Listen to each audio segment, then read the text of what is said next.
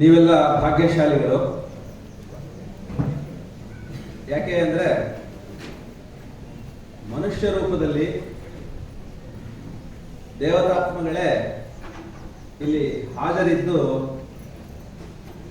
ಈ ಕಾರ್ಯಕ್ರಮವನ್ನು ದೇವಲೋಕದ ಒಂದು ವಿದ್ಯಮಾನವನ್ನಾಗಿಸಿದ್ದಾರೆ. ವೇದಿಕೆಯ ಮೇಲೆ ಆಸೀನರಾಗಿರುವ ಒಂದೊಂದು ಚೇತನವು ಒಂದೊಂದು ಅಸಾಮಾನ್ಯವಾಗಿರ್ತಕ್ಕಂಥ ದೇವತಾತ್ಮವನ್ನು ಪ್ರತಿನಿಧಿಸ್ತಕ್ಕಂಥ ಚೇತನಗಳು. ನೀವೆಲ್ಲ ಚಿಕ್ಕ ವಯಸ್ಸಿನವರು. ಬಹುಶಃ ಇನ್ನೊಂದು 10 ವರ್ಷಗಳಿಗೆ ನೀವು ಯಾವ ಒಂದು ಮಹತ್ತರವಾದ ಘಟನೆಗೆ ಸಾಕ್ಷಿಯಾಗಿದ್ದೆವು ಅನ್ನುವಂಥದ್ದನ್ನು ಅರ್ಥ ಮಾಡ್ಕೊಳ್ತೀರಿ. ಆದರೆ ನನಗೆ ಸ್ಪಷ್ಟವಾಗಿ ಅನ್ನಿಸ್ತಾ ಇದೆ, ಇದೊಂದು ಬಹಳ ವಿಶೇಷವಾದಂತಹ ದೇವ ಮುಹೂರ್ತ. ಭೂಲೋಕದಲ್ಲಿ ಊರ್ಧ್ವಲೋಕದ ಪ್ರತಿನಿಧಿಗಳು ಆಗಮಿಸಿರ್ತಕ್ಕಂಥ ಒಂದು ಸಭೆ ಅಂತ ನನಗನ್ನಿಸ್ತದೆ. ಯಾಕೆಂದ್ರೆ ಭೂಲೋಕಕ್ಕೆ ಬರಬೇಕಾದ್ರೆ ಗುರುತ್ವಾಕರ್ಷಣ ಅಂತ ಒಂದು ಶಕ್ತಿ ಇದೆ. ಅದು ನಮ್ಮನ್ನ ಬಂಧಿಸಿ ಭೂಮಿಗೆ ಅಂಟಿಸ್ತದೆ. ದೇಹ ಇರೋವರೆಗಷ್ಟೇ ಭೂಮಿಗೆ ಅಂಟ್ಕೊಳಕ್ಕಾಗತ್ತೆ. ದೇಹ ಬಿದ್ದ ಮೇಲೆ ಜೀವ ಇರೋಕ್ಕಾಗಲ್ಲ. ಯಾಕಂದ್ರೆ ಗ್ರಾವಿಟಿ ಅದರ ಮೇಲೆ ವರ್ಕ್ ಮಾಡಲ್ಲ. Gravitation is universal law, but it acts only on the mass ಅಂತ ಭೌತ ವಿಜ್ಞಾನ ಹೇಳ್ಕೊಡುತ್ತೆ. ಶರೀರ ಇರೋವರೆಗಷ್ಟೇ ಭೂಮಿಗೆ ಅಂಟ್ಕೊತೀವಿ, ಶರೀರ ಬಿದ್ದ ಮೇಲೆ ಇರೋಕ್ಕಾಗಲ್ಲ. ಊರ್ಧ್ವ ಲೋಕಗಳಲ್ಲಿ ಯಾತ್ರೆ ಮುಂದುವರಿತದೆ ಜೀವದ್ದು ಅಂತ. ಅದು ನಿಮಗೆ ಅರ್ಥವಾಗೋದು ಇನ್ನು 10 ವರ್ಷಗಳ ಮೇಲೆ ಅಂತ ಹೇಳಿ ನನ್ನ ಸ್ಪಷ್ಟ ಒಂದು ಅನಿಸಿಕೆ. ಯಾಕಂದ್ರೆ ನನಗೂ ಕೂಡ ನಿಮ್ಮ ವಯಸ್ಸಿನಲ್ಲಿ ಏನು ತಿಳುವಳಿಕೆ ಇತ್ತು, ಆಮೇಲೆ ಹೇಗೆ ಅದು ಬದಲಾಯಿತು ಅನ್ನೋದು ನನಗೆ ಅನುಭವ ಇರೋದ್ರಿಂದ ಹೇಳ್ತಾ ಇದ್ದೇನೆ. ಈ ದಿನ ಇಂಥದ್ದೊಂದು ಅದ್ಭುತವಾದ ವಿದ್ಯಾಮಂದಿರದಲ್ಲಿ ಏನು ನಡೀತಾ ಇದೆ ಅಂತ ಹೇಳಿ ಭಾವಿಸಲಿಕ್ಕೆ, ಯೋಚಿಸಲಿಕ್ಕೆ ಹೆದರಿಕೆ ಆಗುತ್ತೆ. ಅಂಥದ್ದೊಂದು ಅದ್ಭುತವಾದಂತಹ ಘಟನೆ ಕಳೆದ 4-5 ದಿನಗಳಿಂದ ನಿಮ್ಮ ಈ ಒಂದು ಪ್ರಿಮಿಸಿಸ್ ಅಲ್ಲಿ ನಡೀತಾ ಇದೆ. ಯಾವ ಜೀವ ಇಲ್ಲಿ ಪೂರ್ಣವಾಗಿ ತನ್ನನ್ನ ನಿರ್ಮಮವಾಗಿ ಕೊಟ್ಕೊಳ್ತದೋ ಆ ಜೀವ ಶಿವವಾಗುವ ಎಲ್ಲ ಶಕ್ತಿಯನ್ನು ಪಡ್ಕೊಳ್ತದೆ.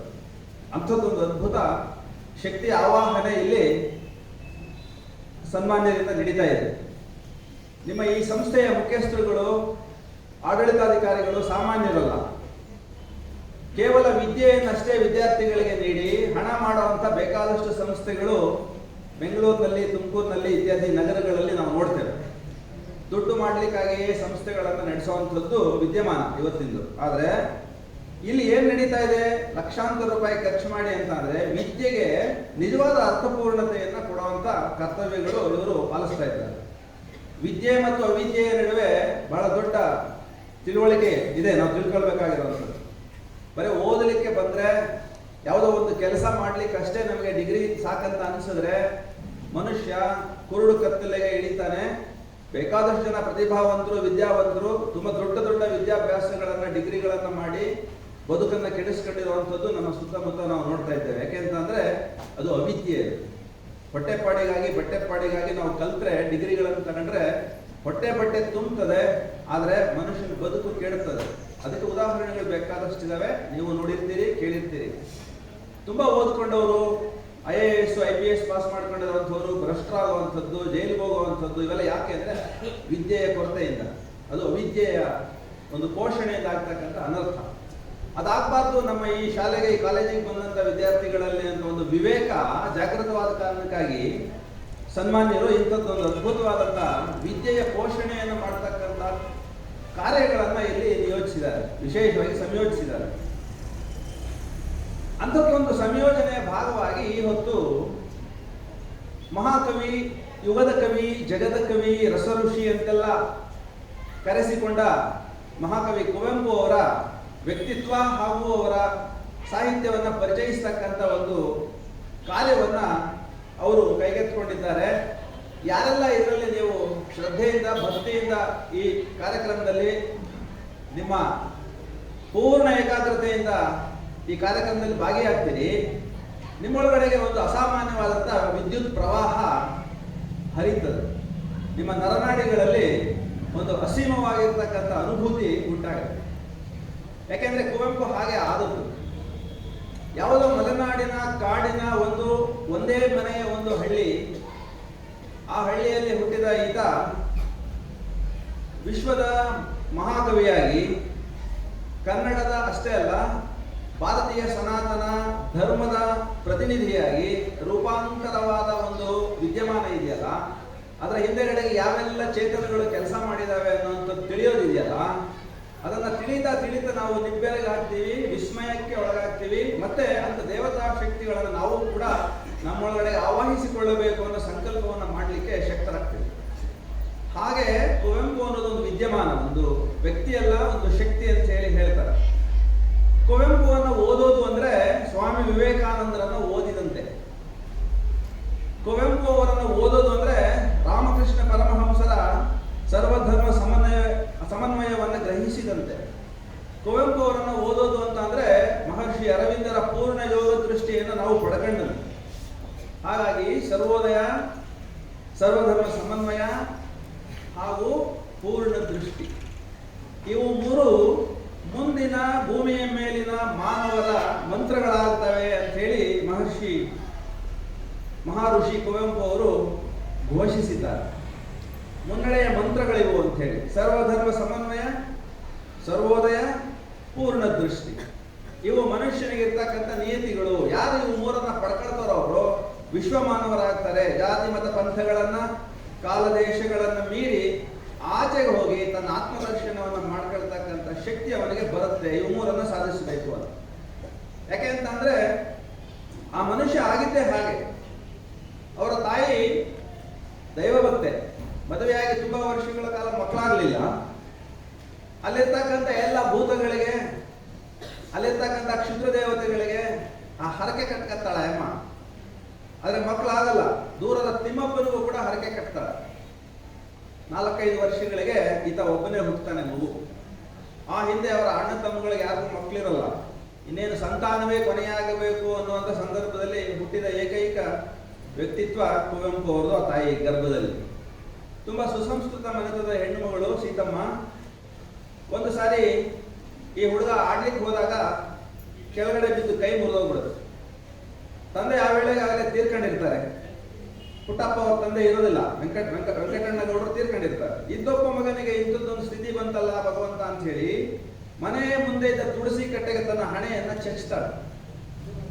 ನನ್ನ ಮಗನೇ ಬೇಕಾಗಿತ್ತ ನಿನಗೆ ದೇವರೇ, ನನ್ನ ಗಂಡನನ್ನು ಕಿತ್ಕೊಂಡೆ, ನನ್ನ ಮಗನೂ ಹೀಗೆ ತಗೊಳ್ಬೇಕು ಅಂತ ಮಾಡಿದ್ಯಾ ನೀನು ಅಂತ ಹೇಳಿ ದೇವರಿಗೆ ಶಪಿಸುವಂತೆ ನನ್ನನ್ನೇ ತೆಗೆದುಕೊಂಡು ಬಿಡು, ನನ್ನ ಮಗನನ್ನು ಬಿಟ್ಟು ಬಿಡು ಅಂತ ಹೇಳಿ ಹಣೆಯಲ್ಲಿ ರಕ್ತ ಸುರಿಯುವಂತೆ ಹಣೆ ಚಚ್ತಾಳೆ ತುಳಸಿ ಕಟ್ಟೆಗೆ. ಅಲ್ಲಿ ಆ ಕಲ್ಲು, ಕೇವಲ ತುಳಸಿಯ ಕಟ್ಟೆಯ ಕಲ್ಲು ಭಗವತ್ ಚರಣವಾಗುತ್ತೆ. ತಾಯಿಯ ಹಣೆ ರಕ್ತ ಸುರಿಸ್ತದೆ, ನನ್ನದೇ ರಕ್ತ ತೆಗೆದುಕೋ ಅಂತ ಹೇಳಿ. ಅದು ಊರ್ಧ್ವಲೋಕದ ದೇವತಾ ಶಕ್ತಿಗಳಲ್ಲಿ ಸಂಚಲನ ಉಂಟು ಮಾಡಿ ಆ ದೇವತಾ ಶಕ್ತಿಗಳ ಕರುಣೆ ಅನುಕಂಪವಾಗಿ ಮಾತೃಭಕ್ತಿಯ ಚಿತ್ತಪ ಶಕ್ತಿಗೆ ಹೆದರಿ ದೇವತೆಗಳಲ್ಲಿ ಜಾಗೃತವಾಗಿ ಈಶ್ವರೀ ಶಕ್ತಿ ಅತೀತದಿಂದ ಇಳಿದು ಬಂದು ಆ ವ್ಯಕ್ತಿಯ ಶಿರಸ್ಸಿನ ಮೇಲೆ ಆಶೀರ್ವಾದ ಮುದ್ರೆಯಾಗಿ ಅತೀಂದ್ರಿಯ ಪ್ರಜ್ಞೆಯ ಶ್ರದ್ಧಾ ಚಕ್ಷುವನ್ನು ಜಾಗೃತ ಮಾಡುತ್ತದೆ ಅಂತ ಹೇಳಿ ಬರೀತಾರೆ. ಅಂದ್ರೆ ತಂದೆ ತಾಯಿಗಳು ಹೇಗೆ ಬದುಕ್ತಾರೆ, ಹೇಗೆ ಭಾವಿಸ್ತಾರೆ ಅನ್ನುವಂಥದ್ದು ಮಕ್ಕಳ ಮೇಲೆ ಹೇಗೆ ಪರಿಣಾಮ ಆಗುತ್ತೆ ಅಂತ ನಿಂತು ನೋಡ್ತಾ ಇದ್ದ ಪುಟ್ಟಪ್ಪನಲ್ಲಿ ಅವ್ವ ಮಾಡ್ತಾ ಇದ್ದಂತ ಆಕ್ಟ್ ಏನಿತ್ತು, ನನ್ನ ಹಣೆಯ ರಕ್ತವನ್ನ ಸುರಿಸ್ತಾ ಇದ್ದೀನಿ, ಇದರಿಂದ ತೆಗೆದುಕೊಂಡು ನನ್ನ ಮಗನನ್ನು ಬಿಟ್ಟು ಬಿಡು ಅಂತ ಹೇಳಿ ಕೇಳ್ಕೊಳ್ಳುವಂಥದ್ದು ದೈವದಲ್ಲಿ ದೇವರೇ ಹೆದರಿ ಬಂದು ಈತನ ಹಣೆಯ ಬರಹವನ್ನು ನಾನು ಸುಭದ್ರವಾಗಿ ಇಟ್ಕೊಳ್ತೇನೆ, ನೀನೇನು ಹೆದರಬೇಡ ಅಂತ ಭರವಸೆ ಕೊಟ್ಟಂತೆ ಇತ್ತು ಅಂತ ಹೇಳಿ ಕುವೆಂಪು ಅವರ ಆತ್ಮಚರಿತ್ರೆಯಲ್ಲಿ ಬರೀತಾರೆ. ತನ್ನ ಲಲಾಟ ಲಿಪಿಯನ್ನ ತನ್ನ ಸುಭದ್ರ ವಶಕ್ಕೆ ಪಡೆಯಿತು ಅನ್ನಿಸ್ತದೆ ದೇವತಾ ಶಕ್ತಿ. ಅದೇನ್ ಮಾಡಿದೆ ಅಂದ್ರೆ ಆಮೇಲೆ ಅಲ್ಲಿಂದ ಮುಂದಕ್ಕೆ ಈತನನ್ನ ಬಾಳಿನ ಸಂದುಗೊಂದುಗಳಲ್ಲಿ ನಡೆಸಿಕೊಂಡು ಬಂದು ಗೋಪುರಾಗ್ರದ ದೇಗುಲದ ಗರ್ಭಗುಡಿಯಲ್ಲಿ ಈ ವ್ಯಕ್ತಿಯನ್ನು ಪ್ರತಿಷ್ಠಾಪನೆ ಮಾಡಿದೆ ದೇವತಾ ಶಕ್ತಿ. ಇದು ಕುವೆಂಪು ಅವರ ದೈವಭಕ್ತಿ. ಆತ ಮಹಾವೈಚಾರಿಕ ಹಾಗೆ ಹೀಗೆ ಅಂತೆಲ್ಲ ಹೇಳ್ತಾರೆ ಕಥೆ. ನಿಜಕ್ಕೂ ಶ್ರದ್ಧಾವಂತ, ನಿಜಕ್ಕೂ ದೈವಭಕ್ತ ಅಂತಂದ್ರೆ ಕುವೆಂಪು ಅನ್ನೋದು ನಮಗೆ ಈ ತರದ ಬರಹಗಳಲ್ಲಿ ಗೊತ್ತಾಗುತ್ತೆ. ಅದು ಅವರೇ ಬರೆದಿರ್ತಕ್ಕಂಥ ಸಾಲು. ಅಂತರತಮನಿ ಗುರು ಹೇ ಆತ್ಮತಮೋಹಾರಿ ಅಂತ ಹೇಳಿ ಗುರುವನ್ನ ನಿತ್ಯವೂ ನನ್ನ ಹೃದಯದಲ್ಲಿ ಸ್ಮರಿಸ್ಕೊಳ್ತೇನೆ ಅಂತ ಹೇಳಿ ಬರೆದ ಮಹಾನುಭಾವ. ಅವರ ಬೆರಳೆ ಕೊರಲ್ ನಾಟಕದಲ್ಲಿ ದ್ರೋಣರ ಪಾಯನಲ್ಲಿ ಒಂದು ಮಾತು ಹೇಳಿಸ್ತಾರೆ. ವಿದ್ಯೆ ಎಂಬ ಹೆಸರ ಮರೆಯೊಳ ಅವಿದ್ಯೆ ಎಂಬ ಪೋಷಿಸುವ ಗುರುವಾದನಂತೆ ಚಿ ಸುಡಲಿ ಬಾಳುತ್ತೆ. ಹೆಸರಂತೆ ಹೆಸರು ಇಂದಿನ ಈ ಜನ್ಮದೊಳ ದ್ರೋಣನ್ ಮತ್ತದಾವ ಜನ್ಮದೊಳದಾವ ಹೆಸರು ಅರಸು ಮಕ್ಕಳಿಗೆ ನನ್ನ ಹೆಸರು ಕೆಸರು ಹೆಸರಂತೆ ಹೆಸರು ಅಂತ ಹೇಳಿ ದ್ರೋಣನ್ ಬಾಯಿನಲ್ಲಿ ಹೇಳಿಸ್ತಾರೆ. ಗುರುಗಳು ಇದನ್ನು ಚೆನ್ನಾಗಿ ಅರ್ಥ ಮಾಡ್ಕೊಳ್ಳಿ ಅಂತ ಹೇಳ್ತಾ ಇದ್ದಾರೆ. ಅವರು ಗುರುಗಳು ಅವಿದ್ಯೆಯನ್ನಷ್ಟೇ ಪೋಷಿಸಿದರೆ ತಲೆ ಹೋಗುತ್ತೆ ಅಂತ. ಬೆರಳಿಗೆ ಕೊರಳ ನಾಟಕದಲ್ಲಿ ದ್ರೋಣನ ತಲೆ ಹೋಗುತ್ತೆ. ಯಾಕೆಂದ್ರೆ ಅವಿದ್ಯೆಯನ್ನು ಪೋಷಿಸಿದ ಕಾರಣಕ್ಕಾಗಿ ಅರ್ಜುನನಲ್ಲಿ ಬೆರಳನ್ನು ಕೇಳ್ತಾನೆ, ಅಸೂಯೆಗೆ ವಶವಾಗಿ ಏಕಲವ್ಯ ಅನ್ನೋ ಒಬ್ಬ ಶಿಷ್ಯನಿಗೆ ಬಿಲ್ವಿದ್ಯೆಯನ್ನು ಹೇಳಿಕೊಡುದು ಅಂತ ಹೇಳಿ ಕಂಡೀಷನ್ ಹಾಕ್ತಾನೆ. ಏಕಲವ್ಯನ ಕಾರಣಕ್ಕಾಗಿ ಅವನ ಬೆರಳು ಹೋಗುತ್ತೆ. ತಾಯಿ ಬಂದು ಶಾಪ ಕೊಡ್ತಾಳೆ. ಆ ಶಾಪ ಏನಂತಂದ್ರೆ, ಯಾರಿಗೋ ನನ್ನ ಕಂದನ ಬೆರಳು ಬಲಿಯಕ್ಕೆ ಆ ಪಾಪಿಯ ಕೊರಳು ಅಂತೇಳಿ. ಅನಕ್ಷರಸ್ಥ ಹೆಣ್ಣುಮಗಳು ತಾಯಿಯಾದ್ರಿಂದ ತನ್ನ ಮಗುವಿಗಾದ ಅನ್ಯಾಯವನ್ನು ಪ್ರತಿಭಟಿಸಿ ದೇವರಲ್ಲಿ ಕೇಳ್ತಾಳೆ, ನನ್ನ ಮಗನ ಬೆರಳು ಯಾರು ತೆಗೆದುಕೊಂಡ್ರೆ ಅವ್ರ ತಲೆ ಹೋಗಲಿ ಅಂತೇಳಿ. ಇದು ಕುವೆಂಪು ಅವರ ಶ್ರದ್ಧೆ. ಪುನರ್ಜನ್ಮದಲ್ಲಿ ಕರ್ಮ ಸಿದ್ಧಾಂತದಲ್ಲಿ ಅಸೀಮವಾದ ಶ್ರದ್ಧಾಭಕ್ತಿ ಇದ್ದಂಥ ವ್ಯಕ್ತಿ. ಗುರುತತ್ವ, ಯಜ್ಞತತ್ವ, ಕರ್ಮತತ್ವ ಅಂತ ಹೇಳಿ 3 ತತ್ವಗಳನ್ನು ಆಳತ್ವವಾಗಿ ಸಂಯೋಜನೆ ಮಾಡಿ ಬೆರಳಿಗೆ ಕೊರಳು ನಾಟಕವನ್ನು ರಚಿಸಿದ್ದು. ಆ ಹಿನ್ನೆಲೆಯಲ್ಲಿ ಗುರುಗಳು ಎಚ್ಚರಿಕೆ ಇರಬೇಕು. ಅವಿದ್ಯೆ ಅನ್ನೋದನ್ನ ಪೋಷಿಸ್ತಾ ಅಹಂಕಾರ ಜಾಸ್ತಿ ಆಗುತ್ತೆ. ಕವಿಪುದಾವುದೋ ಅಹಂಕಾರಮ್ಮನ್ ಅದು ವಿದ್ಯೆ, ಮಿಕ್ಕುದೆಲ್ಲ ಬರೀ ಅವಿದ್ಯೆ ಅಂತ ಹೇಳಿ ಗುರುಗಳ ತಲೆ ಹೋಗುತ್ತೆ, ಸಮಾಜ ಕೆಟ್ಟೋಗುತ್ತೆ. ಯಾಕೆಂದ್ರೆ ಗುರು ಏನು ಹೇಳ್ತಾ ಇದ್ದೀನಿ, ವಿದ್ಯೆಯೋ ಅವಿದ್ಯೆಯೋ ಅನ್ನೋದನ್ನ ಡಿಸ್ಕ್ರಿಮಿನೇಟ್ ಮಾಡಿ ವಿದ್ಯೆಯನ್ನು ಕೊಡಬೇಕಾಗತ್ತೆ, ವಿದ್ಯೆಯನ್ನೇ ಹೇಳಬೇಕಾಗತ್ತೆ. ಅವಿದ್ಯೆ ಎಷ್ಟು ಬೇಕೋ ಅಷ್ಟು ಜೀವನೋಪಾಯಕ್ಕೆ ಅವಿದ್ಯೆ ಬೇಕು, ಆದರೆ ಆತ್ಮವನ್ನು ಕಂಡುಕೊಳ್ಳೋದಕ್ಕೆ ವಿದ್ಯೆ ಬೇಕು ಅನ್ನೋ ಎಚ್ಚರವನ್ನು ಕೂಡ ಗುರು ಹೇಳಬೇಕಾಗತ್ತೆ. ಹಾಗಾಗಿ ಪಂಚಭೂತಗಳಲ್ಲಿ ಪಡೆದುಕೊಂಡ ಈ ದೇಹದಲ್ಲಿ ಪಂಚಭೂತಗಳಿಂದ ಆಚೆಗಿರ್ತಕ್ಕಂಥ ಊರ್ಧ್ವಲೋಕದ ತತ್ವಗಳು ಕೆಲಸ ಮಾಡ್ತಾ ಇದ್ದಾವೆ. ಪ್ರಾಣ, ಮನಸ್ಸು, ಬುದ್ಧಿ ಇತ್ಯಾದಿ ಇತ್ಯಾದಿ ಇತ್ಯಾದಿ ಎಲ್ಲ ಬಳಸ್ತೀವಿ, ಗೊತ್ತಿಲ್ಲ ನಮ್ದು, ನಮ್ಮ ಇಂದ್ರಿಯಗಳಿಗೆ ಗಮ್ಯವಲ್ಲ. ಅದು ತುಂಬಾ ಸೂಕ್ಷ್ಮವಾಗಿ ನಾವು ಧ್ಯಾನಸ್ಥ ರೀತಿಯಲ್ಲಿ ಬದುಕನ್ನು ರೂಪಿಸಿಕೊಂಡಾಗ ಮಾತ್ರ ಗೋಚರಿಸ್ತಕ್ಕಂಥ ನಮ್ಮದೇ ಭಾಗಗಳು.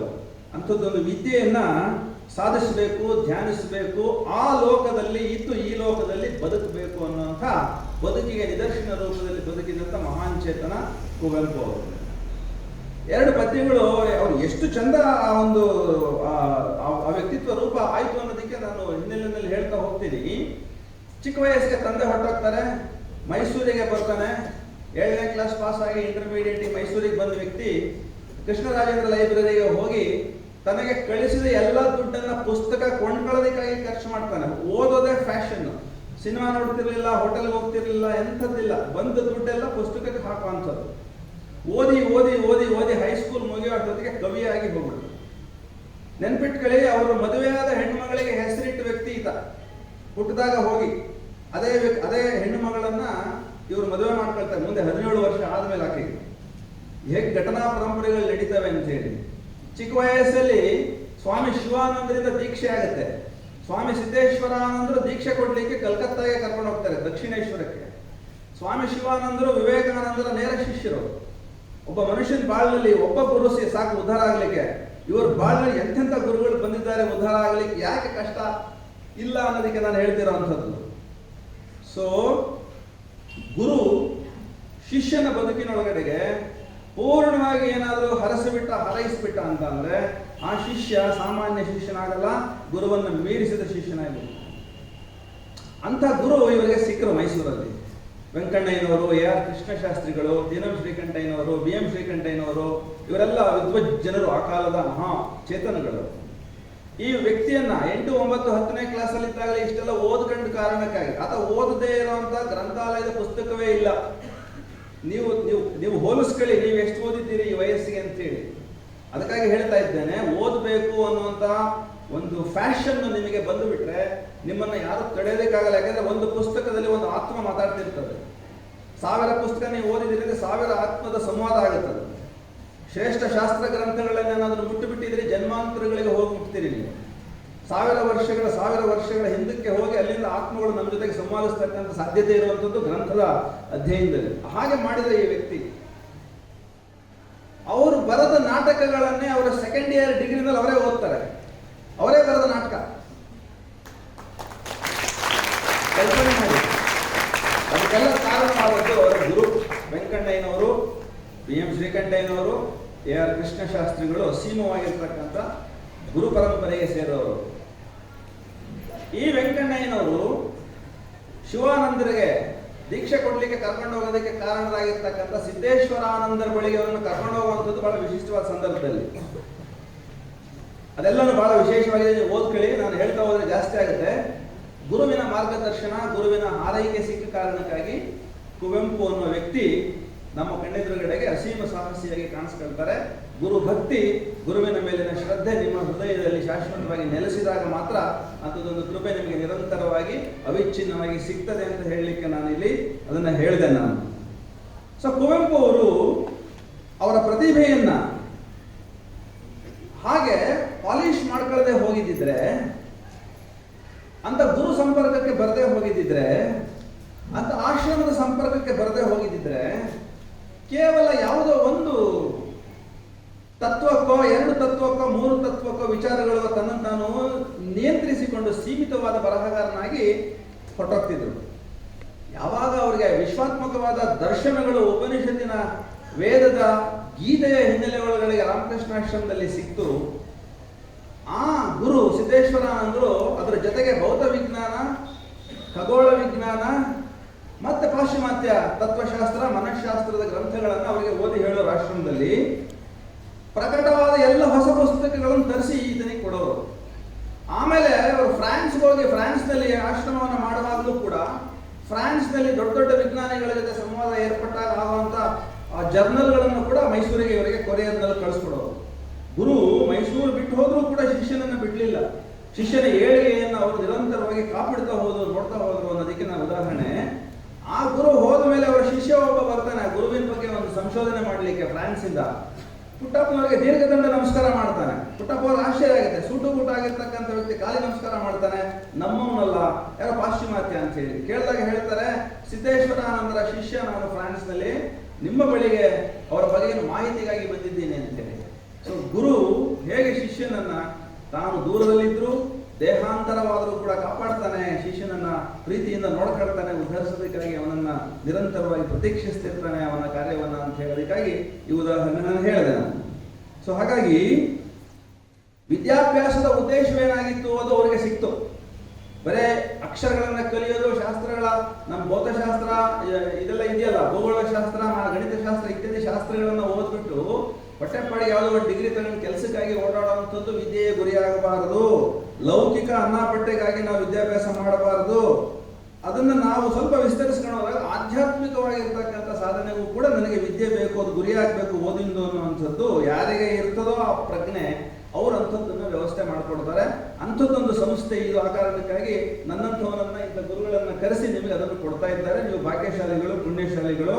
ಆತ್ಮಶ್ರೀ ಅನ್ನುವಂಥದ್ದನ್ನು ನಾವು ಸಂಪಾದನೆ ಮಾಡದೆ ಹೋದರೆ ಇನ್ಯಾವ ಶ್ರೀ ಇದ್ರೂ ನಮ್ಮ ಹತ್ರ ಪ್ರಯೋಜನ ಇಲ್ಲ.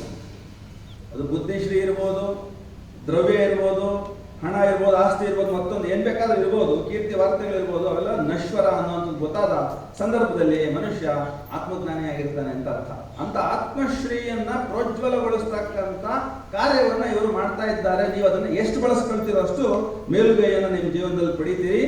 ಆತ್ಮಶ್ರೀ ವಿಹೀನವಾಗಿರುವಂಥವನು ಅಂತಂದ್ರೆ ರಾಮನಿಲ್ಲದ ಅಯೋಧ್ಯೆಯಂತೆ ಸ್ಮಶಾನ ಸದೃಶವಾಗಿರ್ತಕ್ಕಂಥವನು, ನಡೆದಾಡುವ ಜೀವಂತ ಹೆಣ ಅಂತ ಹೇಳಿ ನಾವು ಭಾವಿಸಬಹುದು.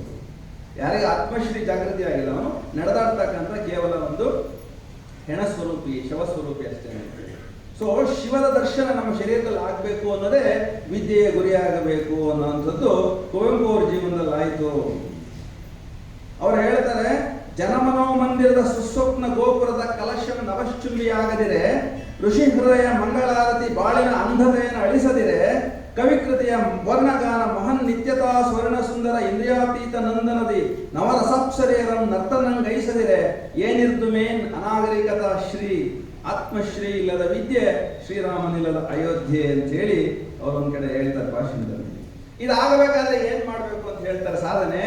ನಿನ್ನ ನೀನು ಇಲ್ಲಗೈಯಬೇಕು, ತನ್ನತನವನ್ನು ಇಲ್ಲಗೈಯುವುದೇ ಎಲ್ಲ ಸಾಧನೆಯ ಕೊನೆಯ ಗುರಿ. ಅಹಂಕಾರ ಅಳಿಯದೆ ಹೋದರೆ ಆತ್ಮದರ್ಶನಕ್ಕೆ ಅವಕಾಶ, ಅರ್ಹತೆ ಎರಡೂ ಇಲ್ಲ ಅಂತ.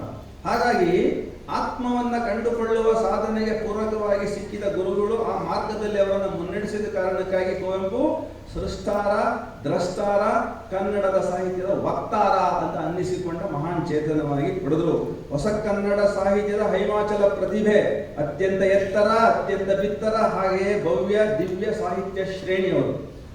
1400 ಕವನಗಳು, 14 ನಾಟಕಗಳು, 2 ಮಹಾ ಕಾದಂಬರಿಗಳು, 1 ಖಂಡಕಾವ್ಯ, ಒಂದು ಮಹಾಕಾವ್ಯ, ಮತ್ತೆ ಲೆಕ್ಕವಿಲ್ಲದಷ್ಟು ಲೇಖನಗಳು, ವಿಮರ್ಶಾ ಲೇಖನಗಳು, ಬರವಣಿಗೆಗಳು, ಬಗೆದಷ್ಟು, ನೋಡಿದಷ್ಟು, ಮುಳುಗಿದಷ್ಟು, ಆಳ ಆಳ ಆಳ ಆಳ, ಮುಳುಗಿದಷ್ಟು ಮುತ್ತು ರತ್ನಗಳ ಒಂದು ಗಣಿ ಕುವೆಂಪು ಅವರ ಸಾಹಿತ್ಯ.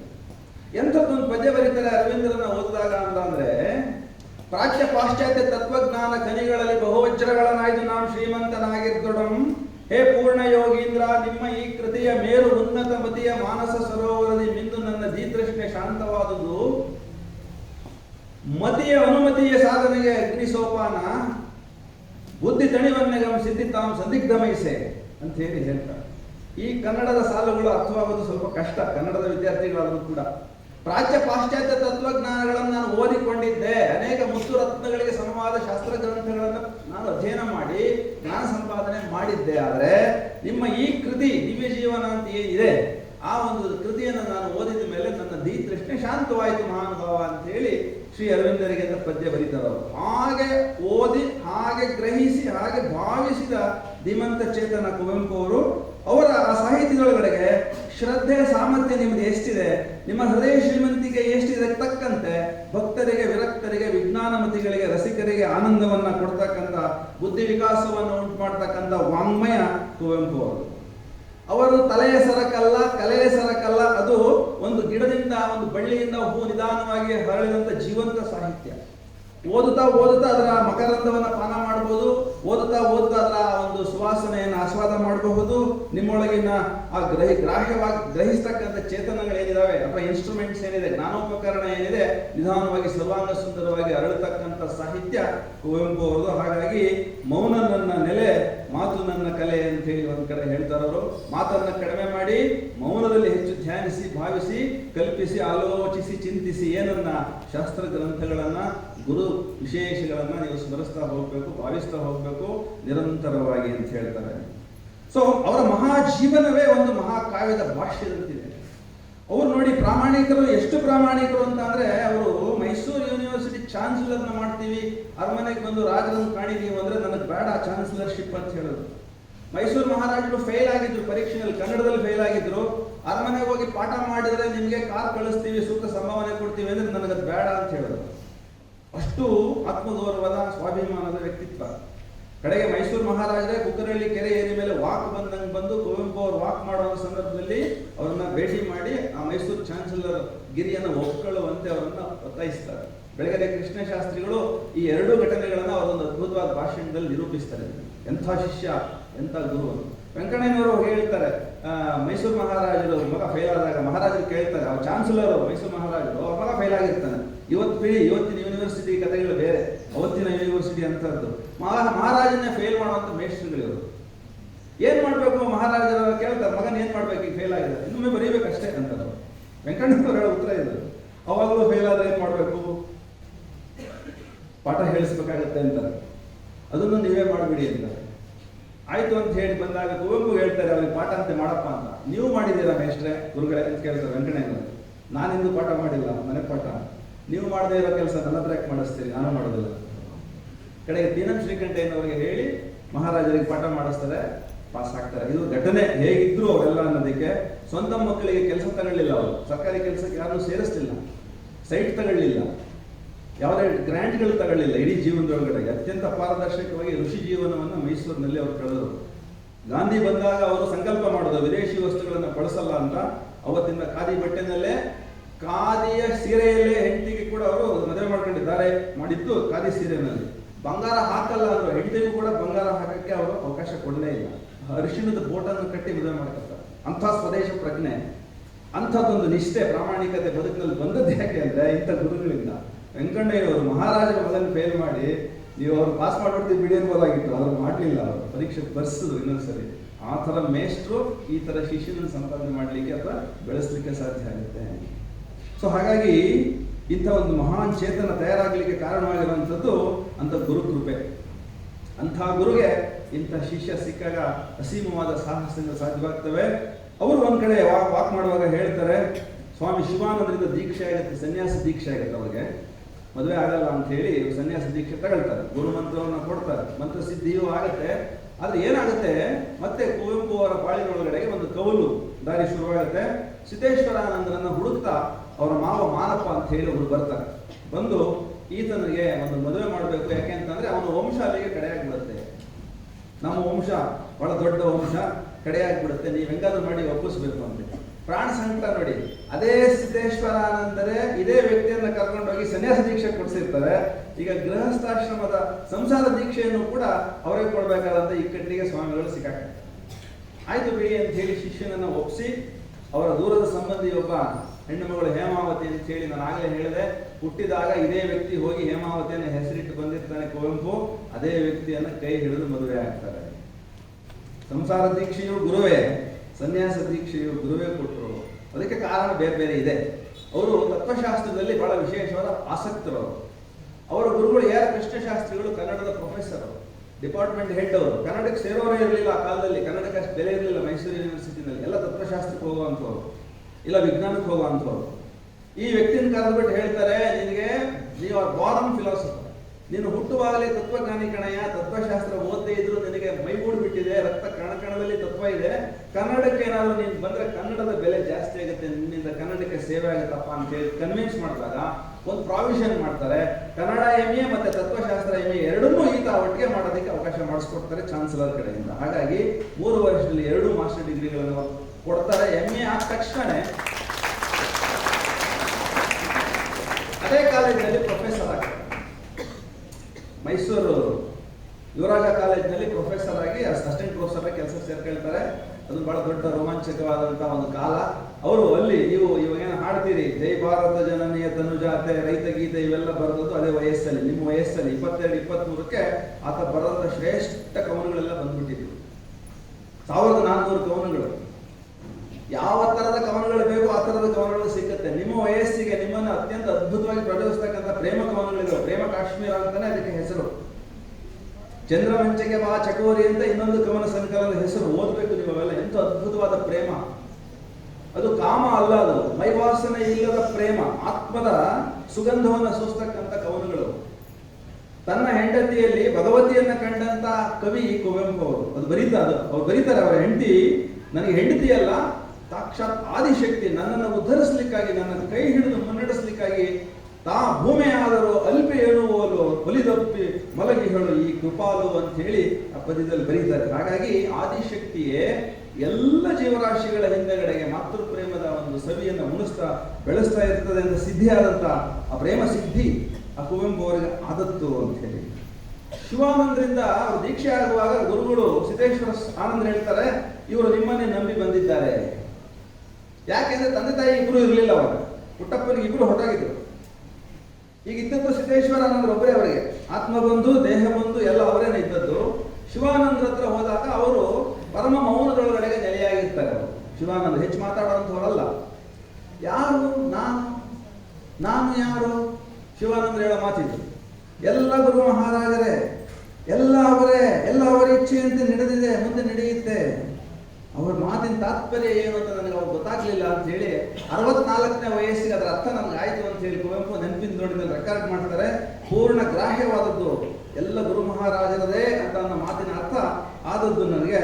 ನಾನು ಅವರ ಒಂದು ಗ್ರಂಥವನ್ನು ಬಂಗಾಲಿಯಿಂದ ಕನ್ನಡಕ್ಕೆ ಅನುವಾದ ಮಾಡಿದಾಗ, ಯಾವುದದ್ದು ಅಂದ್ರೆ ಗುರುವಿನೊಡನೆ ದೇವರಡಿಗೆ ಅಂತ ಹೇಳಿ ಒಂದು ಗ್ರಂಥ ಇದೆ. ನೇರ ರಾಮಕೃಷ್ಣ ಪರಮಹಂಸರ ಶಿಷ್ಯರು ಬಂಗಾಲಿಯಲ್ಲಿ ದಾಖಲಿಸಿರತಕ್ಕಂಥ ರಾಮಕೃಷ್ಣ ಪರಮಹಂಸರ ಮಾತುಕತೆಯ ಆ ಒಂದು ಗ್ರಂಥವನ್ನು ಕನ್ನಡಕ್ಕೆ ತಂದಿದ್ದಾರೆ. ಅಮೋಘವಾಗಿದೆ. ಅದನ್ನು ಓದುವಾಗ ಅವರಿಗೆ ದರ್ಶನ ಆಯ್ತಂತೆ. ಶಿವಾನಂದ ಹೇಳಿದ ಮಾತೇನು ಅಂತ ಹೇಳಿ. ಸೊ ಮಾನವನ ಹೃದಯದಲ್ಲಿ ಭಗವಂತ ವಾಸಿಸ್ತಾ ಇದ್ದಾನೆ ಎನ್ನುವ ಪೂರ್ಣ ದರ್ಶನ ಕುವೆಂಪು ಆದ ಕಾರಣಕ್ಕಾಗಿ ದೇಹವಿದು ನೀನಿರುವ ಗುಡಿ ಎಂದು ತಿಳಿದು ಗುಡಿಸುವೆನು ದಿನ ದಿನವೂ ದೇವದೇವ ಅಂತ ಹೇಳಿ ಪದ್ಯ ಬರೋದು. ಬುದ್ಧಿಯು ಗುಡಿಯೊಳರಿಯುವ ಹಣತೆ ಎಂದು ಅಮಲ ತೈಲವನ್ನು ಎರೆವೆ ನಿತ್ಯ ದೇವದೇವ ಅಂತ ಹೇಳಿ ಬರೋದು. ಹಾಗೆ ಆದದ್ದು ಇಂಥ ಗುರುವಿನ ಸನ್ನಿಧಿಯಿಂದ ಪರಿಶುದ್ಧ ಹೃದಯದೊಳಗಡೆಗೆ ಆತ್ಮದರ್ಶನ ಆಗತ್ತೆ ಅನ್ನೋದಕ್ಕೆ ಮಾನವನ ಹೃದಯವೇ ಕೈಲಾಸ, ಮಾನವನ ಹೃದಯವೇ ವೈಕುಂಠ ಅಂತ ಹೇಳಿ ಸ್ವಾಮಿ ಶಿವಾನಂದ್ರ ಅವತ್ತು ಏನು ಹೇಳಿದ್ರು ಅದವರಿಗೆ ದರ್ಶನವಾಯಿತು. ಅಂಥ ಸಾಹಿತ್ಯವನ್ನ ನಾವು ಅವರ ಈ ರಾಮಾಯಣ ಮಹಾಭಾರತ ಇತ್ಯಾದಿಗಳೆಲ್ಲ ಏನು ನಾವು ಓದ್ತೀವಿ ಅದು ನಮ್ಮ ಶರೀರದಲ್ಲಿ ಕೂಡ ನೋಡ್ಕೊಳ್ಬಹುದು ಅನ್ನುವಂಥದ್ದನ್ನ ಅವರು ಹೇಳ್ತಾರೆ, ಒಂದ್ ಕಡೆ ಹೇಳ್ತಾರೆ, ನನ್ನ ಸಾಹಿತ್ಯ ನನ್ನ ಆಧ್ಯಾತ್ಮಿಕ ಅನುಭವದ ಅಭಿವ್ಯಕ್ತಿ ಮಾತ್ರ, ಆನಂದಾನುಭೂತಿಯೇ ನನ್ನ ಸಾಹಿತ್ಯದ ಗುರಿ, ಅದರ ಉದ್ದೇಶ, ಸೌಂದರ್ಯದ ಮೂಲಕವೇ ಚೈತನ್ಯವನ್ನು ದರ್ಶಿಸುವುದು ನನ್ನ ಬದುಕಿನ ಧ್ಯೇಯ, ನನ್ನ ಸಾಹಿತ್ಯದ ಓದು ಅದಕ್ಕಾಗಿ ಮಾತ್ರ. ಶ್ರೀರಾಮಾಯಣ ದರ್ಶನದ ಅವತಾರ ಕನ್ನಡ ಸಾಹಿತ್ಯದ ಪ್ರಾದೇಶಿಕ ನಶ್ವರತೆಯಿಂದ ದಾಟಿ ವಿಶ್ವದ ನಿತ್ಯತೆಯಲ್ಲಿ ಲೀನವಾಯಿತು ಅಂತ ಹೇಳಿ ಕೆಂಗಲ್ ಹನುಮಂತಯ್ಯನವರು ಬೆಂಗಳೂರಿನಲ್ಲಿ ಆನೆ ಮೇಲೆ ಆ ಗ್ರಂಥವನ್ನು ಮೆರವಣಿಗೆ ಮಾಡೋ ಸಂದರ್ಭದಲ್ಲಿ ಹೇಳಿದ ಮಾತು. ಪ್ರಾದೇಶಿಕತೆ ಹೋಗಿ ಕನ್ನಡಕ್ಕೆ ವಿಶ್ವಾತ್ಮಕತೆ ಬಂತು ಅವರ ಕಾವ್ಯದಿಂದ ಅಂತ ಹೇಳಿ. ಮತ್ತು ಅವರು ಒಂದ್ ಕಡೆ ಹೇಳ್ತಾರೆ, ಚಿಜ್ಯೋತಿರ್ಮಯವಾದ ದೇವತಾ ಶಕ್ತಿ ಆ ರಾಮಾಯಣ ದರ್ಶನದಲ್ಲಿ ಒಂದು ಯುಗದ ಪ್ರತಿಮೆಯಾಗಿ ಮೂಡಿ ಬಂದಿದೆ. ಬ್ರಾಹ್ಮಿ ಪ್ರಜ್ಞೆ ಇಲ್ಲದ ಮಾನವ ಅಹಂಕಾರ ವಶನಾಗಿ ತನ್ನೆಲ್ಲ ಸಾಧನೆಗಳಿಗೆ ನಾನೇ ಕಾರಣ ಅಂತ ಭಾವಿಸ್ತಾನೆ, ಆದರೆ ತನ್ನ ಬುದ್ಧಿ ಪ್ರತಿಭೆಗಳಿಗೆ ಅವನು ಜಂಬ ಪಡ್ತಾನೆ. ಆದರೆ ಸತ್ಯ ಏನಂದ್ರೆ, ಅಣುರೇಣು ತೃಣಕಾಷ್ಟಗಳಲ್ಲಿ, ತರುಗಿರಿ ಸಾಗರಾದಿ ಬೃಹತ್ ವಸ್ತುಗಳಲ್ಲಿ, ಗ್ರಹ ತಾರೆ ನೀಹಾರಿಕ ಸಮಸ್ತ ವಿಶ್ವದಲ್ಲಿ ಈ ವಿಶ್ವಾತ್ಮಕವಾದ ಯಾವ ಶಕ್ತಿ ಕೆಲಸ ಮಾಡ್ತಾ ಇದೆಯೋ ಅದು ಅಲ್ಪವಾಗಿ ತನ್ನನ್ನು ತಾನು ತೋರಿಕೊಳ್ಳೋದಕ್ಕೂ ಅದಕ್ಕೆ ಶಕ್ತಿ ಇದೆ. ಒಂದ್ ಕಡೆ ಭೂಮ, ಇನ್ನೊಂದ್ ಕಡೆಗೆ ಅಲ್ಪ. ಸೊ ಶರೀರದಲ್ಲಿರುವಾಗ ಅದು ಶಾಂತವಾಗಿ ಕಾಣಿಸ್ತದೆ, ಅದು ಒಳಗಡೆಗೆ ಹೋಗ್ತಾ ಹೋಗ್ತಾ ಮನುಷ್ಯ ತನ್ನ ತಾನು ದರ್ಶಿಸಿಕೊಳ್ಳುವಾಗ ಭೂಮವಾಗಿ ಆತ್ಮದರ್ಶನವಾಗಿ ಮಾರ್ಪಾಟಾಗುತ್ತೆ ಅನ್ನುವಂಥದ್ದೊಂದು ವಿರಾಟ್ ರೂಪವನ್ನ ನಾನು ನನ್ನ ಸಾಹಿತ್ಯದೊಳಗಡೆಗೆ ತೋರಿಸ್ಲಿಕ್ಕಾಗಿ ನಾನು ಬರೆದರೆ ಎಲ್ಲ ಸಾಲುಗಳಲ್ಲಿ ಅದನ್ನು ದರ್ಶಿಸಬೇಕು ಅನ್ನುವಂಥದ್ರೊಳಗಡೆಗೆ ಅಲ್ಪತೆಯಿಂದ ಭೂಮಕ್ಕೆ ಏರ್ತಕ್ಕಂಥ ಒಂದು ವಿನ್ಯಾಸವಾಗಿ ನನ್ನ ಸಾಹಿತ್ಯ ಇದೆ ಅಂತ ಹೇಳಿ ಭಾವಿಸ್ಬೇಕು. ವಸ್ತು ಅಥವಾ ವ್ಯಕ್ತಿಯ ತಪಸ್ಸು ಆ ಆವಿರ್ಭಾವಕ್ಕೆ ಕಾರಣವಾಗುತ್ತೆ. ಇಲ್ಲಿ ಬಿಟ್ಟಿರುವ ಕಲ್ಲಿನೊಳಗಡೆಗೂ ಕೂಡ ಅಸೀಮ ಚೇತನ ಇದೆ ಅಂತ ಹೇಳಿ ನನಗೆ 7ನೇ ವಯಸ್ಸಲ್ಲಿ ದರ್ಶನವಾಯಿತು, ಯಾವ ವಿಜ್ಞಾನ ಪುಸ್ತಕವನ್ನು ಓದೋಕೆ ಮುಂಚೆನೆ ಅಂತ ಹೇಳಿ ಒಂದ್ ಕಡೆ ಅವರು ಬರೀತಾರೆ. ವಾಸುದೇವ ಸರ್ವಮಿತಿ ಅಂತ ಹೇಳಿ ಯಾವುದು ಅರವಿಂದರಿಗೆ ಜೈಲಿನಲ್ಲಿ ದರ್ಶನ ಆಯಿತು, ಅದು ಇವ್ರಿಗೂ ಕೂಡ ಆಗಿತ್ತು. ಜೀವ ವಿಕಾಸ ಕೇವಲ ಭೂತಲಕ್ಕೆ ಮಾತ್ರ ಸೀಮಿತವಲ್ಲ, ಅನ್ನಮಯದ ಜೊತೆಗೆ ಜೀವಕ್ಕೆ ಪ್ರಾಣಮಯದ ಆಸರೆ, ಮನೋಮಯದ ಆಸರೆ ಬೇರೆ ಬೇರೆ ಇದೆ. ಹುಟ್ಟು ಸಾವುಗಳ ನಡುವೆ ಇದನ್ನು ನಾವು ಕಂಡುಕೊಳ್ಬೇಕು, ಈ ಬದುಕಿನೊಳಗಡೆ ಒಂದು ಕಂಡುಕೊಳ್ಬೇಕು. ಅದು ಕೆಲವರಿಗೆ ಮಾತ್ರ ಸಾಧ್ಯ ಆಗುತ್ತೆ. ಯಾರಿಗೆ ಅಂದ್ರೆ ಬದುಕನ್ನು ತಪಸ್ಸು ಅಂತ ಹೇಳಿ ಭಾವಿಸಿ ಬದುಕುವವರಿಗೆ ಅಂತ ಹೇಳ್ತಾರೆ. ಕೆಲವರಿಗೆ ಸುಂದರವಾಗಿರ್ತದೆ, ಕೆಲವರಿಗೆ ಸವಾಲಿಂದಾಗಿರ್ತದೆ, ಕೆಲವರಿಗೆ ಕಾಡು ಹರಟೆದಾಗಿರ್ತದೆ ಬದುಕು. ಆದ್ರೆ ತಪಸ್ವಿಗಳಿಗೆ, ನಿಮ್ಮಂಥವರಿಗೆ, ವಿದ್ಯಾರ್ಥಿಗಳು ತಪಸ್ವಿಗಳು ಅಂತ ಹೇಳ್ತಾರೆ. ವಿದ್ಯಾಶಕ್ತಿ ಸಂಗ್ರಹಿಸುವ ಕಾಲ ಅಂದ್ರೆ ಅವನು ಸರಸ್ವತಿಯನ್ನು ಆರಾಧಿಸಬೇಕು, ಅತ್ಯಂತ ಮಡಿಯಿಂದ ಶುದ್ಧವಾದ ಜೀವನವನ್ನು ಬದುಕಬೇಕು, ತನ್ನೊಳಗಡೆಗೆ ತಾನು ಮುಳುಗಬೇಕು, ಗುರು ಹಿರಿಯರಿಗೆ ಗೌರವವನ್ನು ಸಮರ್ಪಿಸುವ ಭಾವ ಬುದ್ಧಿಗಳಲ್ಲಿ ಅವನು ನಿರತನಾಗಿರಬೇಕು. ವಿದ್ಯಾರ್ಥಿ ಜೀವನದಲ್ಲಿ ನೀವು ಇದನ್ನು ಮಾಡದೆ ಹೋದ್ರೆ ಬದುಕು ಪೂರ್ತಿ ಬರಡಾಗ್ತಾ ಹೋಗುತ್ತೆ ಅಂತ ಎಚ್ಚರ ಕೊಡ್ತಾರೆ. ವಿದ್ಯಾರ್ಥಿಗಳು ಅಂಥದ್ದೊಂದು ಭಾವದಲ್ಲಿ ನಿರಂತರವಾಗಿ ವಿದ್ಯಾಶಕ್ತಿಯನ್ನ ಸಂಗ್ರಹಿಸತಕ್ಕಂಥ ತಪಸ್ಸಿನಲ್ಲಿ ನಾವು ನಿರತರಾಗಿದ್ದೇವೆ ಅಂತ ಹೇಳಿ ಭಾವಿಸಬೇಕು, ಹಾಗೆ ಸ್ವೀಕರಿಸಬೇಕು ವಿದ್ಯಾರ್ಥಿ ಜೀವನವನ್ನ ಅಂತ ಹೇಳಿ ಅವರು ಒಂದ್ ಕಡೆ ಮಂಡ್ಯದಲ್ಲಿ ಹೇಳ್ತಾರ. ಶ್ರದ್ಧೆ ಎಷ್ಟಿರ್ಬೇಕು, ನಿಮ್ಮ ಶ್ರದ್ಧೆ ಎಂಥದ್ದಿರಬೇಕು ಅನ್ನೋದಕ್ಕೆ ಒಂದ್ ಕಡೆ ಹೇಳ್ತಾರ ಅವರು. ತೇನವಿನ ಮಮತೆಯ ಬಿಡು ಹೇ ಮೂಢಮನ, ರವಿಗಿಲ್ಲದ ಭಯ ಶಿಶಿಗಿಲ್ಲದ ಭಯ, ತಾರಾ ನಿವಾಹಕ್ಕೆ ಇರದ ಭಯ ನಿನಗೆ ತಕ್ಕೆ ಬಿಡು, ಅಣು ಶ್ರದ್ಧೆಯ ನೀಡು, ನಿನ್ನನೆ ನೈವೇದ್ಯವ ನೀಡು. ಇಂಥ ಶ್ರದ್ಧೆ ಇರಬೇಕು, ಪೂರ್ಣ ಸಮರ್ಪಣೆ ಆಗಬೇಕು ಗುರುವಿಗೆ. ನೀವು ನಂಬಿದ ಗುರುವಿಗೆ ನೀವು ಶರಣಾಗತರಾದ ಗುರು ನಿಮ್ಮನ್ನು ಮುನ್ನಡೆಸ್ತಾನೆ ಅನ್ನೋದಕ್ಕೆ ಇದು ಎಂಥ ಶ್ರದ್ಧೆ ಇತ್ತು ಕುವೆಂಪು ಅವರಿಗೆ. ಮುಂದುವರೆದು ಹೇಳ್ತಾರೆ, ಎಲ್ಲೆಲ್ಲಿಯೂ ಕೈ ಎಲ್ಲೆಲ್ಲಿಯೂ ಕಾಲ್ ಎಲ್ಲೆಲ್ಲಿಯೂ ಕಣ್ತಾನಾದ ಸತ್ ಚಿತ್ತ ಶಕ್ತಿಯ ಆನಂದವಿರಲಿ, ಬಿಡು ನಿನಗೆ ತಕ್ಕ ವಿಷಾದ. ಎಲ್ಲೆಲ್ಲಿಯೂ ಅದರ ಕೈ ಇದೆ, ಎಲ್ಲೆಲ್ಲಿಯೂ ಅದರ ಕಾಲಿದೆ, ಎಲ್ಲೆಲ್ಲಿಯೂ ಅದರ ಕಣ್ಣಿದೆ, ತಪ್ಪಿಸ್ಕೊಳ್ಳಕ್ಕೆ ಸಾಧ್ಯ ಇಲ್ಲ. ನೀನು ಅದನ್ನ ಮೀರಿ ಏನನ್ನು ಮಾಡ್ಲಿಕ್ಕೆ ಆಗೋದಿಲ್ಲ. ನಿನಗೆ ನೀನು ಮೋಸ ಮಾಡ್ಕೊಳ್ಳೋದಕ್ಕೆ ಮಾತ್ರ ನೀನು ಇನ್ನೊಬ್ಬರಿಗೆ ಮೋಸದ ಯೋಚನೆ ಮಾಡ್ಬೋದು, ಬಿಟ್ರೆ ದೇವರನ್ನ ಮೋಸ ಮಾಡಿ ಏನು ಮಾಡ್ಲಿಕ್ಕೆ ಸಾಧ್ಯವೇ ಇಲ್ಲ. ಹಾಗೆ ನಿನ್ನನ್ನು ನಿರಂತರವಾಗಿ ನೋಡ್ತಾ ಇದೆ ಆ ಶಕ್ತಿ ಅಂತ ಹೇಳಿ ಆ ಒಂದು ಪದ್ಯದೊಳಗಡೆ ಅವರು ಹಾಡ್ತಾರೆ. ಮತ್ತೆ ಆ ಶಕ್ತಿಯೇ ಇಲ್ಲಿ ವೇಷವನ್ನು ಧರಿಸಿ ಮತ್ತೆ ಮತ್ತೆ ಬಂದಿದೆ. ಕೃಷ್ಣನ ರೂಪದಲ್ಲಿ, ಬುದ್ಧನ ರೂಪದಲ್ಲಿ, ಗಾಂಧಿಯ ರೂಪದಲ್ಲಿ, ಹಿಂದೆ ಆಗಿ ಹೋಗಿರ್ತಕ್ಕಂಥ ವ್ಯಾಸ ಭಾಸ ಭವಭೂತಿಗಳ ರೂಪದಲ್ಲಿ, ಎಲ್ಲ ಏನು ದಶಾವತಾರಗಳ ರೂಪದಲ್ಲಿ ಅದೇ ಶಕ್ತಿ ಮೈತಳೆದು ಬಂದಿದೆ. ನೀನು ಕೂಡ ಅದರದೇ ಒಂದು ಅಂಶ, ನಿನ್ನ ಮೈಯೊಳಗಡೆಗೂ ಅದೇ ಈಶ್ವರನೇ ಇದ್ದಾನೆ. ನೀನು ಅದನ್ನು ಕಂಡಿಲ್ಲ, ಆದ್ರಿಂದ ನಾನು ಅಲ್ಪ ಅಂತ ಭಾವಿಸಿಕೊಂಡಿದ್ದೀಯೇ. ಹೇ ಅಲ್ಪಮತಿಯೇ, ನೀನು ಅನಂತದೊಂದಿಗೆ ಗುಣಿಸಿಕೊ, ನೀನು ಅನಂತವಾಗಿ ರೂಪಾಂತರ ಹೊಂದಿ ಬಿಡುವೆ ಅಂತ ಹೇಳಿ ಒಂದ್ ಕಡೆ ಹೇಳ್ತಾರೆ, ಕರೀತಾರೆ. ಮಣ್ತನಕ್ಕೆ ಮರತನಕ್ಕೆ ಮಿಗತನಕ್ಕೆ ಖಗತನಕ್ಕೆ ಮುನ್ನಡೆಗೆ ಕಣ್ಣಾದ ಗುರುವೇ ಬಾರ ಮೂಡಿ ಬಂದಿಂದೆನ್ನ ನರರೂಪ ಚೇತನದಿ ನಾರಾಯಣತ್ವಕ್ಕೆ ದಾರಿತೋರ. ದೇಶ ದೇಶದಿ ವೇಷ ವೇಷಾಂತರವನ ನೀ ಹೆಂಗಾದ್ರೂ ಬಂದು ನನಗೆ ಗೊತ್ತಾಗುತ್ತೆ. ಯಾವ ವೇಷದಲ್ಲಾದ್ರೂ ಬಾ, ತೆರೆದಿದೆ ಮನೆ ಓ ಬಾ ಅತಿಥಿ, ಇಂತಾದರೂ ಬಾ ಅಂತಾದರೂ ಬಾ, ಹೆಂಗಾದ್ರೂ ಬಾ ನನ್ನೊಳಗಡೆಗೆ ಬಂದು ಸಂಭವಿಸು. ಏನನ್ನ ವಿಶ್ವಸಾರಥಿಯಾಗಿ ಏನನ್ನ ಚೋದಿಸ್ತಾ ಇದ್ದೀಯೋ ಆ ವಿಶ್ವದರ್ಶನವನ್ನ ನನ್ನೊಳಗಡೆಗೆ ತೋರಿಸು. ನೀನು ಸೃಷ್ಟಿ ಲೀಲೆ ಏನಿದೆ ಆ ಲೀಲೆಯನ್ನು ನಾನು ಒಂದ್ಸರಿ ನೋಡಿ ಆನಂದ ಪಡಬೇಕಾಗಿದೆ, ನಿನ್ನ ಪ್ರಚೋದನೆ ಆಗಬೇಕಾಗಿದೆ. ಹೇ ದಿವ್ಯ ಸಚ್ಚಿದಾನಂದಶೀಲ ಅಂತ ಹೇಳಿ ಆ ಪದ್ಯದೊಳಗಡೆಗೆ ಬರೀತಾರೆ. ಮತ್ತೆ ಅವರು ಒಂದ್ ಕಡೆಗೆ ಹೇಳ್ತಾರೆ, ಇದು ವಿದ್ಯಾರ್ಥಿಗಳಿಗೆ ಬಹಳ ವಿಶೇಷವಾಗಿ ನಾನು ಹೇಳಲಿಕ್ಕೆ ಅಂತ ಬರ್ಕೊಂಡು ಬಂದಿದ್ದೀನಿ. ಮನ್ಮನೋ ಮಂದಿರಕ್ಕೆ ಓ ಲೋಕ ಗುರುಗಳೆಲ್ಲ ಬನ್ನಿ,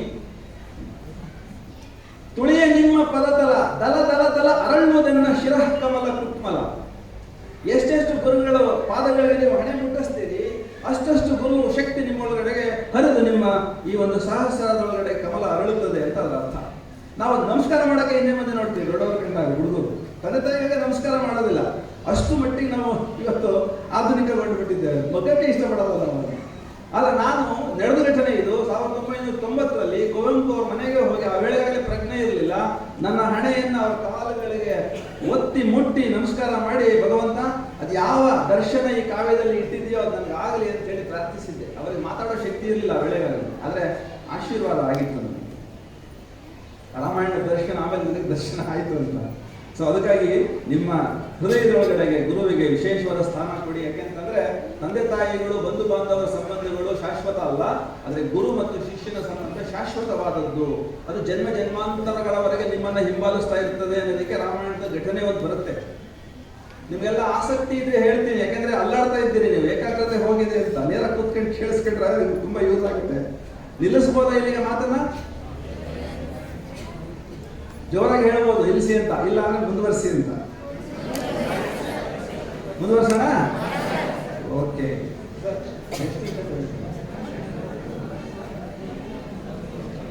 ಓಕೆ, ಒಂದ್ಸರಿ ಒಂದು ಸೈಲೆನ್ಸ್ ಅನ್ನು ನೀವು ನಿಮ್ಮೊಳಗಡೆಗೆ ಸೃಷ್ಟಿ ಮಾಡ್ತೀರಿ. Only in the silence of the mind transcendent will act ಅಂತಾರೆ Aravind. Only in the silence of the mind transcendent will act. ನಿಮ್ಮ ಮನಸ್ಸಿನಲ್ಲಿ ಮೌನ ಸಂಭವಿಸದೆ ಹೋದರೆ ದೇವರು ನಿಮಗೆ ಅಲ್ಲಿ ಒಲಿಯೋದಿಲ್ಲ, ಮತ್ತೆ ನಿಮಗೆ ಸಹಕರಿಸೋದಿಲ್ಲ. All can be done if God's touch is there ಅಂತ ಹೇಳ್ತಾರೆ ಸಾವಿತ್ರಿ ಮಹಾಕಾವ್ಯದವರು. One man's perfection still can save the world ಅಂತ ಹೇಳ್ತಾರೆ. ಒಬ್ಬ ಮನುಷ್ಯ ಪರಿಪೂರ್ಣನಾದ್ರೆ ತನ್ನ ಪೂರ್ಣ ಅಸ್ತಿತ್ವದೊಳಗಡೆಗೆ ಅವನು ಜಗತ್ತನ್ನು ಕಾಪಾಡುವಷ್ಟು ಶಕ್ತಿ ಅವನು ಭಗವಂತ ಕೊಟ್ಬಿಡ್ತಾನೆ. ಉದಾಹರಣೆ ವಿವೇಕಾನಂದರು, ಉದಾಹರಣೆ ಅರವಿಂದರು, ಉದಾಹರಣೆ ಕ್ರಿಸ್ತ ಬುದ್ಧ. ಒಬ್ಬೊಬ್ಬರೇ they can transform the entire nation, entire humanity.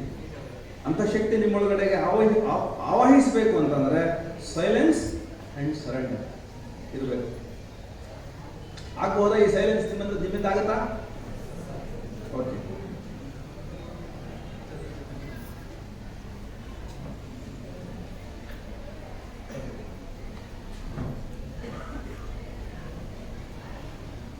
ನಿಮ್ಮಲ್ಲಿ ವಿದ್ಯಾರ್ಥಿಗಳಲ್ಲಿ ಮತಿ ಗೌರವ ಅಂತ ಒಂದು ನೀವು ಬೆಳೆಸ್ಕೊಳ್ಬೇಕು ಅಂತ ಹೇಳ್ತಾರೆ. ನಿರಂಕುಶ ಮತಿ ಮತ್ತು ಮತಿ ಗೌರವ ಅಂತ ಹೇಳಿ ಇದೆರಡು ಬಹಳ ವಿಶೇಷವಾದ ಕುವೆಂಪು ಅವರು ಕಾಯಿನ್ ಮಾಡಿರುವಂತ ಶಬ್ದ.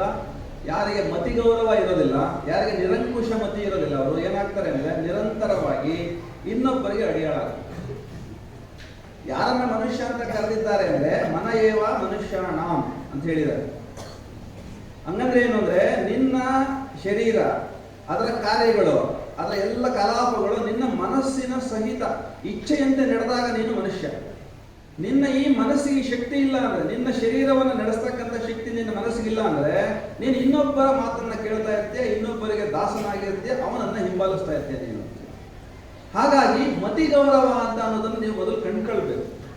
ನಾನು ಈ ಲೋಕಕ್ಕೆ ಏನೋ ಒಂದು ವಿಶೇಷಕ್ಕಾಗಿ ಬಂದಿದ್ದೀನಿ ಅನ್ನೋದನ್ನ ನೀನು ಮೊದಲು ಅರ್ಥ ಮಾಡ್ಕೊಂಡು ಆ ಕಾರ್ಯದಲ್ಲಿ ನೀನು ತೊಡಗಬೇಕು. ಬಿಟ್ರೆ ಇನ್ನೊಬ್ಬರಿಗೆ ಇನ್ನೇನು ಜೈ ಜೈಕಾರ ಹಾಕೊಂಡು ಓಡಾಡ್ತಾ ಹೋದ್ರೆ ನಿನ್ನ ಬದುಕು ಹಾಗೆ ಮುಗಿದೋಗುತ್ತೆ ಅಂತ ಅದರ ಅರ್ಥ.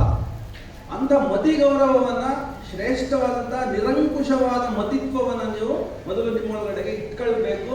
ಅದರ ಮೂಲಕವ ಜ್ಞಾನವನ್ನು ಸಂಪಾದಿಸ್ಕೊಳ್ಬೇಕು. ಅದರ ಮೂಲಕ ನಿಮ್ಮ ಬದುಕನ್ನು ಎಕ್ಸಿಕ್ಯೂಟ್ ಮಾಡಬೇಕು ಅನ್ನೋಂಥದ್ದು ಕುವೆಂಪು ಅವರು ಹೇಳಿದ್ದಲ್ಲ, ಮಾಡಿ ತೋರಿಸಿದ್ರು, ಹಾಗೆ ಬದುಕಿ ತೋರಿಸಿದ್ರು ಅವರು. ಸೊ ಇಡೀ ಬದುಕು ಹಾಗೆ 90 ವರ್ಷಗಳ ಸುದೀರ್ಘ ಬದುಕಿನೊಳಗಡೆಗೆ ಅವರು ಆ ನಿರಂಕುಶ ಮತಿತ್ವದೊಳಗಡೆಗೆ ತನ್ನ ಇಡೀ ಬದುಕನ್ನು ಬಾಳಿ ಮುಗಿಸಿ ನಮ್ಗೆ ಉದಾಹರಣೆಯಾಗಿ ಕೊಟ್ಟು ಹೋಗಿದ್ದಾರೆ. ಅದಕ್ಕಾಗಿ ನೀವು ಏನ್ ಮಾಡಬೇಕು ಅಂದ್ರೆ ಆಚೆ ಕಡೆ ಯಾರಾದ್ರು ಹೇಳ್ಕೊಡ್ತಾರ ನಾನು ಏನಕ್ಕೆ ಬಂದಿದ್ದೀನಿ ಅಂದ್ರೆ ಅದು ಸಾಧ್ಯ ಇಲ್ಲ ಅಂತ ಹೇಳ್ತಾರೆ ಅವರು. ಹೇಗೆ ವಿಜ್ಞಾನಿ ಪ್ರಯೋಗಾಲಯದೊಳಗಡೆ ತನ್ನ ಪ್ರಯೋಗದಲ್ಲಿ ನಿರತನಾಗ್ತಾನೋ ಹಾಗೆ ನೀನು ನಿನ್ನ ಅಂತರಂಗದೊಳಗಡೆಗೆ ನಿನ್ನ ಮನಸ್ಸಿನೊಳಗಡೆಗೆ ಮುಳುಗಿ ಹೋಗಬೇಕು. ಅಲ್ಲಿ ನಿನಗೆ ನಿನ್ನ ಪೂರ್ವ ಜನ್ಮಾಂತರ ಸಂಸ್ಕಾರ ವಿಶೇಷಗಳ ಅನುಗುಣವಾಗಿ ಅಂತಃಕರಣ ಪ್ರಾಪ್ತಿಯಾಗಿರ್ತದೆ ಅನ್ನೋದು ಗೊತ್ತಾಗುತ್ತೆ ನಿಮಗೆ. ಹಾಗಾಗಿ ಒಬ್ಬರಿಗೆ ನೀವು ಕನ್ನಡ ಮೇಜರ್ನವ್ರು ಇರ್ತೀರಿ, ಇನ್ನೊಬ್ರು ಯಾರು ಮ್ಯಾಥಮೆಟಿಕ್ಸ್ನವ್ರು ಇರ್ತಾರೆ, ಇನ್ನೊಬ್ರು ಯಾರು ಸೋಷಿಯಾಲಜಿನವ್ರು ಇರ್ತಾರೆ, ಒಬ್ಬೊಬ್ಬರು ಒಂದು ಸಬ್ಜೆಕ್ಟ್ ತಗೊಂಡಿರ್ತಾನೆ. ಯಾಕೆಂತಂದ್ರೆ ಅದು ಅವನ ಸ್ಪೆಸಿಫಿಕ್. ಅದು ಅವನು ಹುಟ್ಟುವಾಗಲೇ ನಿಯತಿ ಅನ್ನುವಂಥದ್ದು ಆ ಶರೀರವನ್ನ ಒಳಗಿನ ಅಂತಃಕರಣವನ್ನ ಹಾಗೆ ಅವನಿಗೆ ಕೊಟ್ಬಿಟ್ಟಿರುತ್ತೆ. ಅದನ್ನ ಬಿಟ್ಟು ಬೇರೆ ಇನ್ನೇನು ಮಾಡಿದ್ರು ಅವನು ಡೂಪ್ಲಿಕೇಟ್ ಆಗ್ತಾನೆ, ಅವನು ಕಾಪಿ ಆಗ್ತಾನೆ, ಸ್ವಂತ ಏನು ಮಾಡೋಕ್ಕಾಗಲ್ಲ. ಕೆಲವರು ಸಚಿನ್ ತೆಂಡೂಲ್ಕರ್ ಫೋಟೋ ಹಾಕೊಂಡು ಓಡಾಡ್ತಾರೆ, ಆದ್ರೆ ಅವ್ರು ಸಚಿನ್ ತೆಂಡೂಲ್ಕರ್ ಆಗದೇ ಇಲ್ಲ.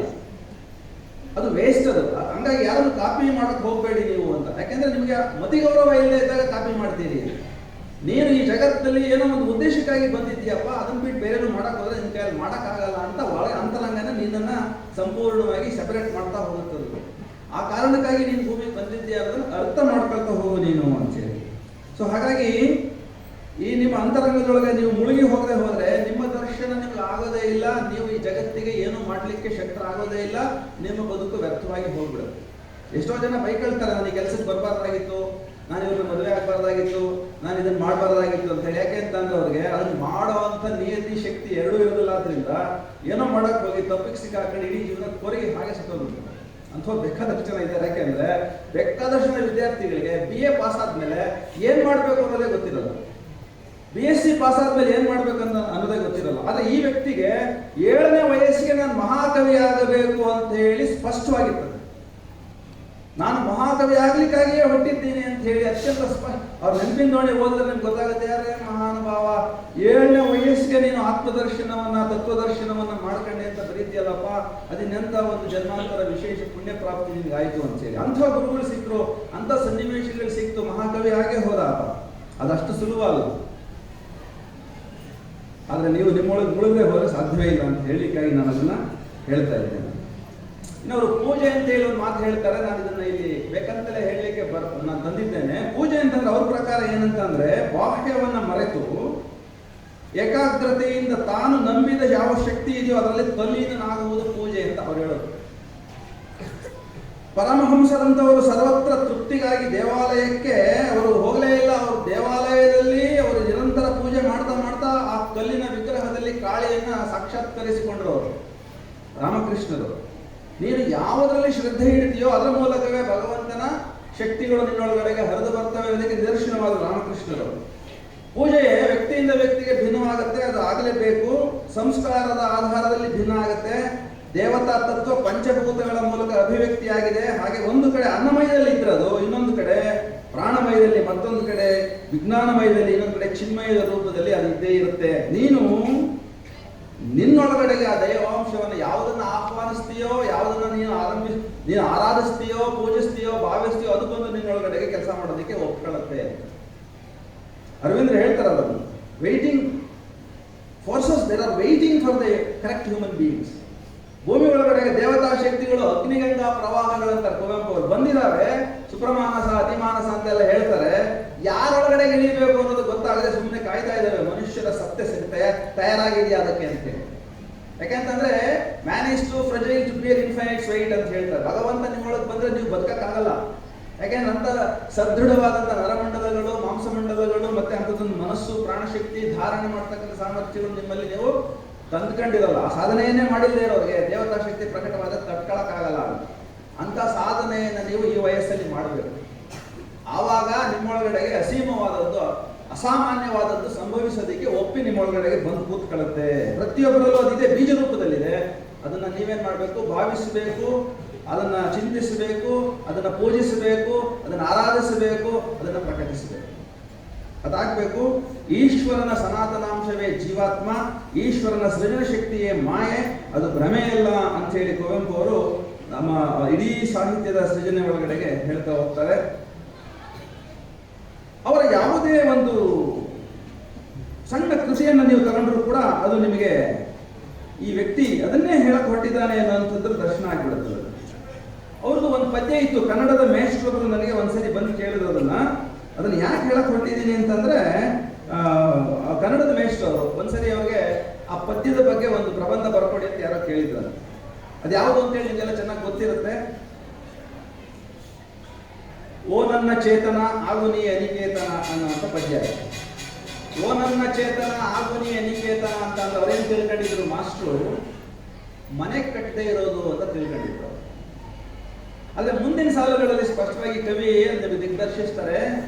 100 ಮಠದ ಹೊಟ್ಟ ತೂರಿ ಎಲ್ಲ ತತ್ವದ ಎಲ್ಲೆ ಮೀರಿ ನಿರ್ದಿಗಂತವಾಗಿ ಏರಿ ಓ ನನ್ನ ಚೇತನ ಆಗು ನೀ ಅನಿಕೇತನ ಅಂತ ಹೇಳಿದ್ದಾರೆ ಅವರು. ಬಹಳ ಸ್ಪಷ್ಟವಾಗಿ ನಮ್ಮಲ್ಲಿ ಮನಸ್ಸಿನೊಳಗಡೆಗೆ ಇದೇ ಸರಿ, ಹೀಗೆ ಸರಿ, ಹಾಗೇ ಸರಿ ಅನ್ನೋಂಥದ್ದೇನೋ ಒಂದು ಸಂಪ್ರದಾಯದ ಅಥವಾ ಒಂದು ಆವರಣದ ಚೌಕಟ್ಟನ್ನು ನಾವೇ ಹಾಕೊಂಡಿರ್ತೀವಿ. ಅವರು ಅದನ್ನ ವಿಸರ್ಜಿಸಿ ಅನಾವರಣವಾಗಿ ಬಿಡಿ ಅಂತ ಹೇಳ್ತಾರೆ. ಆಗ ಮಾತ್ರವೇ ಅನಂತವಾಗುವ ಸಾಧ್ಯತೆ ನಿಮಗೆ ಶುರುವಾಗುತ್ತೆ ಒಳಗಡೆಗೆ. ಜಾತಿ ಗಟ್ಕೊಂಡಿದ್ರು ಹೋಯ್ತು, ಯಾವ್ದಾದ್ರು ನೀತಿ ಗಟ್ಕೊಂಡಿದ್ರು ಹೋಯ್ತು, ಯಾವ್ದಾದ್ರು ಸಂಪ್ರದಾಯಕ್ಕೆ ನಮ್ಮನ್ನು ನಾವು ತಗಲಾಕೊಂಡಿದ್ರು ಹೋಯ್ತು, ಯಾವ್ದಾದ್ರು ಧರ್ಮಕ್ಕೆ ನಾವು ನಮ್ಮನ್ನು ತಗಲಾಕೊಂಡಿದ್ರು ಹೋಯ್ತು. ಅದಕ್ಕಾಗಿ ಎಷ್ಟು ಜನ ಭೂಮಿ ಮೇಲಿದ್ದಾರೋ ಅಷ್ಟು ಮತಗಳಿದಾವೆ ಅಂತ ಹೇಳಿ ನಾನು ಭಾವಿಸ್ತೀನಿ. ಮನುಜ ಮತ ವಿಶ್ವಪಥ ಅಂತ ಹೇಳಿ ಹೇಳಿದ್ರು ಕುವೆಂಪು. ಅಷ್ಟು ವಿಶಾಲವಾದಂತಹ ಮಾನವನ ಅವಸ್ಥೆಯನ್ನ ದರ್ಶಿಸಿ ಕಂಡುಕೊಂಡು ಅದನ್ನ ಬೋಧಿಸಿದ್ರು ಕುವೆಂಪು ಅವರು. ಮುಂದಿನ ಕಡೆ ಹೇಳ್ತಾರೆ ಅವರು, ಅನಂತ ತಾನ್ ಅನಂತವಾಗಿ ಆಗುತ್ತಿಹನು ನಿತ್ಯ ಯೋಗಿ. ಅನಂತ ನೀನ್ ಅನಂತ ಆಗು, ಆಗು ಆಗು ಆಗು, ಅನಂತ ನೀನ್ ಅನಂತವಾಗು. ಅನಂತ ತಾನ್ ಅನಂತವಾಗಿ ಆಗುತ್ತಿಹನು ನಿತ್ಯ ಯೋಗಿ. ಅನಂತನೇ ಅನಂತ ರೂಪಗಳಲ್ಲಿ, ನಾಮರೂಪಗಳಲ್ಲಿ ತಾನೇ ಪ್ರಕಟವಾಗ್ತಾ ಇದ್ದಾನೆ. ಅಂಥದ್ದೊಂದು ರೂಪ ನಿಂದು. ನಿನ್ನ ಹಿಂದೆಗಡೆ ನೀನು ಹೋಗಿ ಮುಟ್ಟಿದ್ರೆ ಅದೇ ಅನಂತ ಅನ್ನೋದು ನಿನಗೆ ಗೊತ್ತಾಗ್ಬಿಡುತ್ತೆ. ಅನಂತ ನೀನು ಅನಂತವಾಗು. ಯಾಕೆಂದ್ರೆ ಅನಂತ ತಾನ್ ಅನಂತವಾಗಿ ಆಗುತ್ತಿಹನು ನಿತ್ಯ ಯೋಗಿ. ನಿನ್ನ ಅವಸ್ಥೆಯೂ ಕೂಡ ಅವನದೇ ಒಂದು ಅವಸ್ಥೆ. ಹಾಗಾಗಿ ಒಂದು ಬೃಹತ್ತರವಾದಂತಹ ಯಾವ ಸೃಷ್ಟಿ ಶಕ್ತಿ ಇದೆಯೋ ಅದು ಯಾವುದೋ ಒಂದು ಹೂವಿನ ರೂಪದಲ್ಲಿ, ಯಾವುದೋ ಒಂದು ಹಣ್ಣಿನ ರೂಪದಲ್ಲಿ ಪ್ರಕಟವಾಗುವುದರ ಸಾಮಾನ್ಯ ಸಂಗತಿ ಅಲ್ಲ. ತನ್ನನ್ನು ತಾನು ಸಂಕೋಚಿಸಿಕೊಂಡು ಸಾಕಾರಕ್ಕೆ ಇಳಿದು ಬರುವಂಥದ್ದು ಇಚ್ಛಾ ಮಾತ್ರದಿಂದ ಅದಕ್ಕೆ ಸಾಧ್ಯವಾಗದ. ಆದರೆ ಇಚ್ಛೆಗೆ ಒಂದು ಉದ್ದೇಶವೂ ಇದ್ದಿರಲೇಬೇಕಾಗುತ್ತೆ. ಹಾಗಾಗಿ ನೀನು ಏನು ಇಲ್ಲಿ ಭೂಲೋಕದಲ್ಲಿ ಅವತರಿಸಿದ್ದೀಯ, ನಿನ್ನಿಂದ ಒಂದು ಆತನ ಇಚ್ಛೆ ಇದೆ. ಆ ಕಾರಣಕ್ಕಾಗಿ ನನ್ನ ಆಸೆ ನಿನ್ನಿಚ್ಛೆಯಪ್ಪನ್ನೆಗಂ ಸಲ್ಲದಿರಲಿ ಎಂದರು. ಲಾಭ ದುರ್ಲಾಭೋತ್ಪನ್ನಗಂ ನಷ್ಟ ಬರಲಿ ಅಂತ ಹೇಳಿದ್ರು. ಸೊ ನಿನ್ನ ಆಸೆ ಏನಿದೆ ನನ್ನ ಜೀವನದಲ್ಲಿ ಅದು ಮಾತ್ರ ಸಂಭವಿಸಲಿ, ನನ್ನ ಆಸೆಗಳು ನೆರವೇರೋದು ಬೇಡ. ಸೊ ಹಾಗಾಗಿ ಎಲ್ಲರ ಇಚ್ಛೆಗೆ ಪರಮೇಶ್ವರನ ಇಚ್ಛೆ. ಆದ್ರಿಂದ ಪರಮೇಶ್ವರನಿಗೆ ಪೂರ್ಣ ಶರಣಾಗತನಾದ ಜೀವದಲ್ಲಿ ಕುವೆಂಪು ಅವರು ಭಾವದಲ್ಲಿ ಬದುಕಿದ್ರು. ಅಂತ ಬದುಕಿನ ಕಾರಣಕ್ಕಾಗಿ ಅಂಥದ್ದೊಂದು ಶ್ರೇಷ್ಠವಾಗಿರ್ತಕ್ಕಂಥ ಸಾಹಿತ್ಯದ ನಿರ್ಮಾಣ ಅವರಿಗೆ ಸಾಧ್ಯವಾಯಿತು ಅಂತ ಹೇಳ್ತಾ, ಅವರ ರಾಮಾಯಣ ದರ್ಶನ ಬಗ್ಗೆ ನಾನು ಒಂದು 2-3 ನಿಮಿಷದಲ್ಲಿ ಮಾತಾಡಿ ನನ್ನ ಮಾತುಗಳನ್ನು ಸಮರ್ಪಣೆ ಮಾಡಲಿಕ್ಕಾಗಿ ತಮ್ಮೆಲ್ಲರಿಗೆ ಇಚ್ಛೆ ಪಡ್ತೀನಿ ಅಂತ ಹೇಳಿ. ರಾಮಾಯಣ ದರ್ಶನ ಅನ್ನುವಂಥದ್ದು ವಿಶೇಷವಾಗಿ ಕನ್ನಡದ ಒಂದು ಹೊಸ ಕನ್ನಡ ಕಾವ್ಯ ಅಂತ ಹೇಳಿ ನಾವು ತಿಳಿಬೇಕು. ಮೊದಲನೇ ಬಹುತೇಕರದನ್ನ ಹಳಗನ್ನಡದ ಕಾವ್ಯ, ಅದು ಸಂಸ್ಕೃತದ ಭೂಯಿಷ್ಠವಾದ ಕಾವ್ಯ ಹಾಗೆಲ್ಲ ಹೇಳ್ತಾರೆ. ಅಂತರ ಏನಿಲ್ಲ, ಅದು ಹೊಸ ಕನ್ನಡದ ಕಾವ್ಯ. ಅದನ್ನ ಓದುತ್ತಾ ನಿಮಗೆ ಏನಾಗುತ್ತೆ ಅಂದ್ರೆ ಅದರದೇ ಒಂದು ಲಯಗತಿ ನಿಮಗೆ ಸಿಕ್ಬಿಡ್ತದೆ. ನಾನು ರಾಮಾಯಣ ದರ್ಶನವನ್ನು ಹಾಗೆ ಓದ್ಕೊಂಡವನು, ಯಾರು ನನಗೆ ಹೇಳ್ಕೊಟ್ಟವರಲ್ಲ. ನಾನು 19ನೇ ವಯಸ್ಸಲ್ಲಿದ್ದಾಗ ಅದನ್ನ ಆ ಗ್ರಂಥವನ್ನು ಓದಲಿಕ್ಕೆ ಪ್ರಾರಂಭ ಮಾಡಿದೆ. ಸಣ್ಣ ಮಕ್ಕಳು ಓದುವಂತೆ, 1-2ನೇ ಕ್ಲಾಸಿನ ಮಕ್ಕಳು ಓದುವಂತೆ ಓದ್ತಾ ಹೋದೆ ನಾನು. ಒಂದು ವಾರ 10 ದಿನ ಆಗೋಷ್ಟೊತ್ತಿಗೆ ಅದು ನನ್ನೊಳಗಡೆ ಬಂದ್ಬಿಡ್ತು, ಓದೋದು ಸುಲಭ ಆಯ್ತು. 1989ರಲ್ಲಿ ಶುರುವಾದದ್ದು ಈ ವಾಚನ. ಈಗ ಯಾವ ಹಂತಕ್ಕೆ ಬಂದು ಮುಟ್ಟಿದೆ ಅಂತಂದ್ರೆ ಅದರೊಳಗಡೆಗೆ ನಾದ ಏನಿದೆ, ಅದರೊಳಗಡೆ ಬೋಧ ಏನಿದೆ ಅನ್ನೋದು ಕೂಡ ದರ್ಶನವಾಗಿ ಆ ಕಾವ್ಯ ಸೃಷ್ಟಿಯಾಗಿತ್ತು ಆ ಕಾರಣಕ್ಕಾಗಿ ಅಂತ ಹೇಳಿ ಹೇಳ್ತಾರೆ. ಯಾರು ರಾಮಾಯಣ ದರ್ಶನವನ್ನ ತನ್ನ ಸಂಪೂರ್ಣ ನಿರಹಂಕಾರದ, ನಿರ್ಮಮದ ಮತ್ತೆ ಸ್ವಪ್ರತಿಷ್ಠಾಪರವಲ್ಲದ ಬುದ್ಧಿಯಿಂದ ಪ್ರವೇಶಿಸ್ತಾರೋ ಅವ್ರಿಗೆ ಪುಟ್ಟಪ್ಪನನ್ನು ಬಿಟ್ಟುಬಿಡಿ, ರಾಮನ ಕಥೆಯನ್ನು ಬಿಟ್ಟುಬಿಡಿ, ಊರ್ಧ್ವಲೋಕದ ದೇವತಾ ಶಕ್ತಿಗಳು ನಾದ ರೂಪದಲ್ಲಿ ಅವರ ಶರೀರದೊಳಗಡೆಗೆ ಅವತರಿಸ್ತವೆ. ಅದು ನನಗೆ ಸ್ಪಷ್ಟವಾಗಿದೆ ಅಂತೇಳಿ ಹೇಳ್ತಾರೆ. ಪುಟ್ಟಪ್ಪ ಜಾತಿಯವನು, ಪುಟ್ಟಪ್ಪ ಈ ತರ ಅದೆಲ್ಲ ಬಿಟ್ಬಿಡಿ. ಪುಟ್ಟಪ್ಪ ಈಸ್ ಡೆಡ್ ಅಂತಾರೆ ಅವರು, ಈಸ್ ನೋ ಮೋರ್. ಯಾವಾಗ ದೀಕ್ಷೆ ಆಯಿತು ಗುರುವಿನ ಸನ್ನಿಧಿ ಒಳಗಡೆಗೆ ಪುಟ್ಟಪ್ಪ ಸತ್ತು ಹೋದ.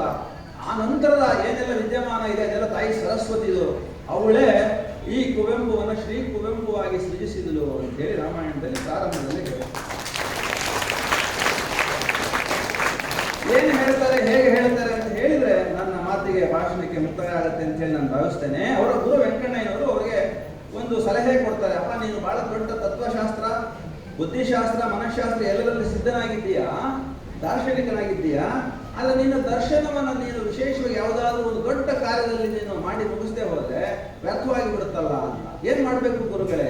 ರಾಮಾಯಣದ ಕಥೆಯನ್ನು ಆಧರಿಸಿ ನಿನ್ನ ದರ್ಶನವನ್ನ ಹೇಳು ಅಂತ ಹೇಳಿ ವೆಂಕಣ್ಣಯ್ಯನವರು ಹೇಳ್ತಾರೆ. ಹೇಳ್ತಾ ಹೇಳ್ತಾ ಹೇಳ್ತಾ ಅವರು 5,000 ಸಾಲುಗಳಾದ ಒಟ್ಟು 24,800 ಸಾಲುಗಳು ಆ ಒಂದು ಗ್ರಂಥದಲ್ಲಿ ಇದ್ದಾವೆ. 5,000 ಪಂಕ್ತಿಗಳಾದಾಗ ಅವರು ದಿವಂಗತರಾಗಿರ್ತಾರೆ ವೆಂಕಣ್ಣಯ್ಯ. ಅವರಿಗೆ ಬಹಳ ದುಃಖ ಆಗುತ್ತೆ. ಯಾಕಂದ್ರೆ ವೆಂಕಣ್ಣಯ್ಯನವರಿಂದನೇ ಇವರು ಇಡೀ ಬದುಕು ರೂಪಿಸಿಕೊಂಡಂತ ಮಹಾನ್ ಗುರು ಅವರು. ಅವರಿಗೆ ಆ ಒಂದು ಕಾವ್ಯವನ್ನು ಅರ್ಪಿಸಿದ್ದಾರೆ. ಹೀಗೆ ಆ ಸಾಲುಗಳು ಬರ್ತಾರೆ. ಇದೋ ಮುಗಿಸಿ ತಂದಿಹೆನ್ ಈ ಮಹಾದಾನವಂ ನಿಮ್ಮ ಸಿರಿಯಡಿಗೆ ಒಪ್ಪಿಸಲ್ಕೆ, ನಿಮ್ಮ ಸಿರಿಯಡಿಗೆ ಒಪ್ಪಿಸಲ್ಕೆ. ಓ ಪ್ರಿಯ ಗುರುವೇ ಕರುಣಿಸಿಂ ನಿಮ್ಮ ಹರಕೆಯ ಬಲದ ಶಿಷ್ಯನಂ ಸಾಮಾನ್ಯನಂ, ನಿಮ್ಮ ಹರಕೆಯ ಬಲದ ಶಿಷ್ಯನಂ ಸಾಮಾನ್ಯನಂ. ಕಾವ್ಯಮಂ ಕೇಳುವೊಂದು ಕೃಪೆಗೆ ಕೃತಕೃತ್ಯನಂ ಧನ್ಯನಂ ಮಾಡಿ ನೀವು ಉದಯ ರವಿಗೈ ತಂದು ಕೇಳಲೆಳೆಸಿದಿರಿ ಎಂದು ಕಿರುಕವನಗಳನ್ನು ಓದಿ ಮೆಚ್ಚಿಸಿದ ನನಿತರೊಳೆ ಬೈಗಾಯಿತು. ಮತ್ತೊಮ್ಮೆ ಬರುವೆ ದಿನವೆಲ್ಲ ಮುಂ ಕೇಳುವೆ ಓದುವೆ ಎಂತೆ ಎಂದು ಮನೆಗೈದಿದಿರಿ, ದಿಟದ ಮನೆಗೈದಿದಿರಿ, ದಿಟದ ಮನೆಗೈದಿದಿರಿ, ದಿಟದ ಮನೆಗೈದಿದಿರಿ. ಇದೋ ಬಂದಿರುವೆ ನಿಂದು ಮುಗಿಸಿ ತಂದಿರುವೆನ್ ಜಗದ್ಭವ್ಯ ರಾಮಾಯಣಂ. ನಿಮ್ಮ ಕೃಪೆಯಿಂದ, ಈ ನಿಮ್ಮ ಕೃಪೆಯಿಂದ ಸಾಲು ಬರೆಯುವಾಗ ಬಾಗಿಲು ತಟ್ಟದ ಹಾಗಾಗತ್ತಂತೆ. ಅದೇ ದಿನ ವೆಂಕಣ್ಣಯ್ಯನವರು ತೀರ್ಕೊಂಡ ದಿನ ಅಂತ್ಯ ಸಂಸ್ಕಾರ ಮಾಡಿ 10 ಗಂಟೆಗೆ ಮನೆಗೆ ಬಂದು ಕೂತು ನಿದ್ದೆ ಬರದೆ ಎದ್ದು ಕೂತು ಧ್ಯಾನಿಸಿ ಭಾವಿಸಿದಾಗ ಗುರು ಈ ಥರದಲ್ಲಿ ಅವರಿಗೆ ಒಂದು ದರ್ಶನವನ್ನ ಕೊಟ್ಟರು. ನನ್ನ ಕೃಪೆಯಿಂದ ಎನ್ನುವ ಸಾಲುಗಳನ್ನು ಮುಂದುವರಿಸಬೇಡ, ವ್ಯಕ್ತಿಗಿಂತಲೂ ಹೆಚ್ಚಾಗಿ ಶಕ್ತಿಗಳನ್ನು ಆರಾಧಿಸ್ತಾ ಇರುವಂತ ನೀನು, ಶಕ್ತಿಗಳನ್ನು ಆವಾಹಿಸ್ತಕ್ಕಂಥ ನೀನು, ಅದನ್ನಷ್ಟೇ ಅಲ್ಲಿ ದಾಖಲಿಸಬೇಕು. ಓದಿದವರಿಗೆ ವ್ಯಕ್ತಿ ಪ್ರಧಾನವಾಗಬಾರದು, ಶಕ್ತಿಗಳ ಆವಾಹನೆಯಾಗಬೇಕು, ಹಾಗಿರಬೇಕು ನಿನ್ನ ಕಾವ್ಯ ಅನ್ನೋ ಬೋಧೆಯಾಯಿತು. ಅದನ್ನು ಮುಚ್ಚಿಟ್ಬಿಟ್ಟು ಅವತ್ತು ಬರೀಲಿಲ್ಲ. ಇಡೀ ರಾಮಾಯಣ ಕಾವ್ಯ ಮುಗಿದಾಗ 9 ವರ್ಷ ಭೂಮಿ ಸೂರ್ಯನ ಸುತ್ತ 9 ಸಾರಿ ಪ್ರದಕ್ಷಿಣೆ ಬಂದಿತ್ತಂತೆ ಮುಗಿಯುವಾಗ. ಆ ದಿನ ಮುಂದಿನ ಸಾಲುಗಳನ್ನು ಬರೀತಾರೆ. ಇದೋ ಬಂದಿರುವೆನೆಂದು ಮುಗಿಸಿ ತಂದಿರುವೆ ನಾ ಮಹಾಗಾನಂ. ಪೂರ್ವದ ಮಹಾಕವಿಗಳೆಲ್ಲರೂ ನೆರೆದ ಸಗ್ಗದ ಸಭೆಗೆ ಪರಿಚಯಿಸಿರಿ ನನ್ನನು. ಕಿರಿಯ ನಾನ್ ಹಿರಿಯರಿಗೆ ಹಾಡುವೆನ್ ಕೇಳುವುದು ಆಶೀರ್ವಾದಮಂ. ಗುರುವೇ ಪರಿಚಯಿಸಿರಿ ಕವಿ ಸಭೆಗೆ ನನ್ನನು. ಸ್ವರ್ಗದ ಮಹಾಕವಿ ಸಭೆ, ಅದರೊಳಗಡೆಗೆ ಗುರು ಅಧ್ಯಕ್ಷ ಸ್ಥಾನದಲ್ಲಿ ಕೂತಿದ್ದಾರೆ. ಯಾಕಂದ್ರೆ ದಿವಂಗತರಾದಾಗ ಕೂಡ ಅಖಿಲ ಭಾರತ ಬರಹಗಾರರ ಸಂಘಕ್ಕೆ ಅಧ್ಯಕ್ಷರಾಗಿದ್ದರು ಅವರ ಗುರುಗಳು. ಸತ್ತ ನಂತರದಲ್ಲೂ ಕೂಡ ಊರ್ಧ್ವಲೋಕದ ಕವಿ ಸಭೆಗೂ ಅವರೇ ಅಧ್ಯಕ್ಷರು ಅನ್ನೋ ಕಲ್ಪನೆ ಒಳಗಡೆಗೆ ಹೇಳ್ತಾರೆ. ಸಂಘಕ್ಕೆ ಮಹಾಧ್ಯಕ್ಷರಂತೇಳಿ ಯಾರ್ಯಾರಿದ್ದಾರೆ ಅಲ್ಲಿ? ಹೋಮರಗೆ ವರ್ಜಿಲಗೆ ಡಾಂಟೆ ಮೇನ್ ಮಿಲ್ಟನಗೆ ವ್ಯಾಸ ಭಾಸ ಭವಭೂತಿ ಕಾಳಿದಾಸಾದ್ಯರಿಗೆ ನರಹರಿ ತುಳಸಿದಾಸ ಕೃತ್ಯವಾಸಾದಿ ನನ್ನಯ್ಯ ಫಿದ್ದೂಸಿ ಕಂಬ ಅರವಿಂದರಿಗೆ ಹಳವರಿಗೆ ಹೊಸವರಿಗೆ ಕಾಲದೇಶದ ಜಾತಿಯ ವಿಭೇದಮಂ ಲೆಕ್ಕಿಸದೆ ಜಗತಿ ಕಲಾಚಾರ್ಯರೆಲ್ಲರಿಗೆ ಜ್ಯೋತಿರ್ಪೆಳೆಯಲ್ಲಿ ಭಗವದ್ ವಿಭೂತಿಯಂ ದರ್ಶಿಸುತ್ತೆ ಮುಡಿಬಾಗಿ ಮಣಿದು ಕೈ ಜೋಡಿಸುವೆ ನಾಂ. ಲೋಕಗುರು ಕೃಪೆ ಇರಲಿ, ಲೋಕ ಕವಿ ಕೃಪೆ ಬರಲಿ, ಲೋಕ ಹೃದಯದ ಬಯಕೆ ಆಶೀರ್ವಾದವೈತರಲಿ. ಮಣಿದಿರಲಿ ಮುಡಿ ಮುಗಿದಿರಲಿ ಕೈ ಮತ್ತೆ ಮಡಿಯಾಗಿರಲಿ ಬಾಳ್ವೆ, ಮಡಿಯಾಗಿರಲಿ ಬಾಳ್ವೆ. ಜಯಿಸುಗೆ ರಸ ತಪಸ್ಯೆ, ಜಯಿಸುಗೆ ರಸ ತಪಸ್ಯೆ ದೊರಕೊಳಗೆ ಚಿರಶಾಂತಿ ಸಿರಿಗನ್ನಡಂ ಗೆಲ್ಗೆ. ಇದು ಪ್ರಾರ್ಥನೆ. ಆಮೇಲೆ ವೆಂಕಣ್ಣಯ್ಯನವರು ಸ್ವರ್ಗದ ಕವಿ ಸಭೆಗೆ ಈ ಶಿಷ್ಯನ ಈ ಕಾವ್ಯವನ್ನು ಪರಿಚಯಿಸಬೇಕಲ್ಲ, ಹೆಂಗ್ ಪರಿಚಯಿಸಿದ್ರು ಅನ್ನುವಂಥದ್ದನ್ನ ಹೇಳಿ ನನ್ನ ಮಾತಿಗೆ ಮಂಗಳ ಹಾಡ್ತೀನಿ 2 ನಿಮಿಷದೊಳಗಡೆ. ಪೂರ್ವದ ಮಹಾಕವಿ ಸಭೆಗೆ ಪರಿಚಯಿಸಿದರು ಅವರ ಗುರುಗಳು ಹೀಗೆ. ಬಹಿರ್ಘಟನೆಯಂ ಪ್ರತಿಕೃತಿಸುವ ಚರಿತ್ರೆಯಲ್ದಿದು. ನನ್ನ ಕಥೆ ರಾಮನ ಕಥೆಯಲ್ಲ, ಸೀತೆಯ ಕಥೆಯಲ್ಲ ಹಾಗೆ ಭಾವಿಸಬೇಡಿ. ಅಲೌಕಿಕ ನಿತ್ಯ ಸತ್ಯಂಗಳಂ ಪ್ರತಿಬಿಸುವ ಸತ್ಯಸ್ಯ ಸತ್ಯ ಕಥನಂ ಗಣ. ಶ್ರೀ ಕುವೆಂಪುವ ಸೃಜಿಸಿದ, ಕುವೆಂಪು ಸೃಜಿಸಿದ ಅಂತ ಹೇಳ್ತಾ ಇಲ್ಲ, ಶ್ರೀ ಕುವೆಂಪುವ ಸೃಜಿಸಿದ ಜಗದ್ಭವ್ಯ ರಾಮಾಯಣಂ ಬನ್ನಿ ಆಶೀರ್ವಾದಮಂ ತನ್ನಿ ಅವತರಿಸಿ ಪುಣ್ಯಕೃತಿಯ ರಸಕೋಶಕ್ಕೆ. ನಿತ್ಯ ರಾಮಾಯಣದ ಹೇ ದಿವ್ಯ ಚೇತನಗಳಿರ ಬನ್ನಿ ಆವಿರ್ಭವಿಸಿ ಪುಣ್ಯಕೃತಿಯ ರಸಕೋಶಕ್ಕೆ. ವಾಗತ್ತ ರಥವೇರಿ ಭಾವದ ಅಗ್ನಿಪಥಮಂ ಹಿಡಿದು ಬನ್ನಿ ಹೃದಯದ ಭಕ್ತಿ ನೈವೇದ್ಯಮಂ ಕೊಂಡು ಓದುವರ್ಗೆ ಆಲಿಪರ್ಗೆ ಒಲಿದು ಈಯೇ ಚಿಕ್ಕಾಂತಿಯಂ. ನಿತ್ಯ ಶಕ್ತಿಗಳಿಂತು ನೀಂ ಕಥೆಯ ಲೀಲೆಯನೊಂತು ರಸರೂಪದಿಂದಿಳಿಯುತ್ತ ನಮ್ಮೀ ಮನೋಮಯಕ್ಕೆ. ಪ್ರಾಣಮಯದೊಳಚರಿಸು ತನ್ನ ಮಯಕವತರಿಸಿ ಶ್ರೀರಾಮನ ಲೋಕದಿಂದ ಅವತರಿಸಿ ಬಂದು ಈ ಲೋಕ ಸಂಭವೇನೆಂಬ ಭೂಜಾತೆಯಂ ಸೀತೆಯಂ ವರಿಸುತ್ತ ಆಕೆಯ ನೆವದಿ ಮರ್ದಿಸುತ್ತೆ ಮೃಶಕ್ತಿಯಂ. ರಾವಣ ವಿದ್ಯೈ ನಮ್ಮ ಮಧ್ಯ ಪ್ರಜ್ಞತಾಂ ತನ್ನ ತಮದಿ ಮುಕ್ತಮಪ್ಪುದು ರಿಟಂ ನಿಮ್ಮ ದಿವ್ಯ ದೈವೀ ಪ್ರಜ್ಞೆ ಅಮೃತ ಗೋಪುರಕ್ಕೆ ಏರ್ಬೋಲ್.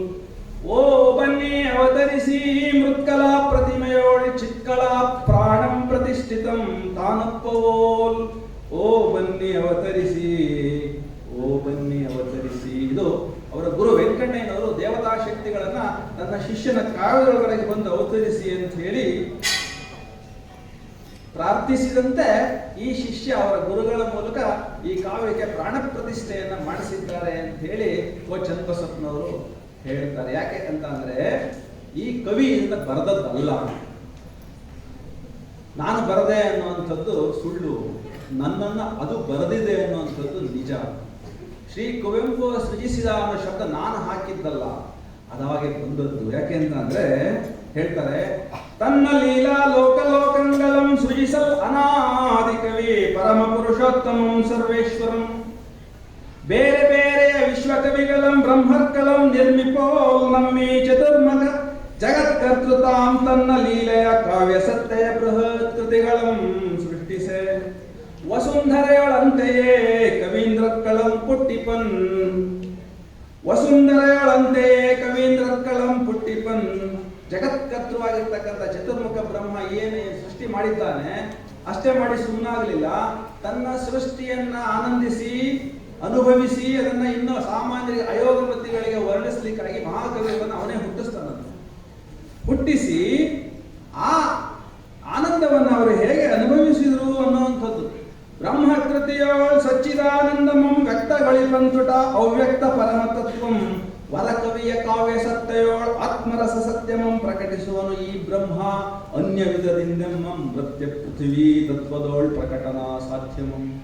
ಮಧ್ಯ ತತ್ವದೊಳಗಡೆಗೆ, ಪೃಥ್ವಿ ತತ್ವದೊಳಗಡೆಗೆ, ಅನ್ನಮಯದೊಳಗಡೆಗೆ ನೇರವಾಗಿ ಪರಮೇಶ್ವರ ಪ್ರಕಟವಾಗಲಿಕ್ಕೆ ಸಾಧ್ಯವಿಲ್ಲ. ಆ ಕಾರಣಕ್ಕಾಗಿ ಅಲ್ಲಿ ಒಂದು ವಿಶೇಷವಾದ ಸೃಷ್ಟಿ ಕಾರ್ಯದೊಳಗಡೆಗೆ ಶಕ್ತಿಯನ್ನು ಕೊಟ್ಟು ಅಂತ ಕವಿಯ ಮೂಲಕ ತನ್ನಂತಾನು ಪ್ರಕಟಿಸಿಕೊಂಡು ಆನಂದ ಸ್ವರೂಪದೊಳಗಡೆಗೆ ಲೀಲೆ ಒಳಗೆ ತೊಡಗುತ್ತಾನಂತೆ.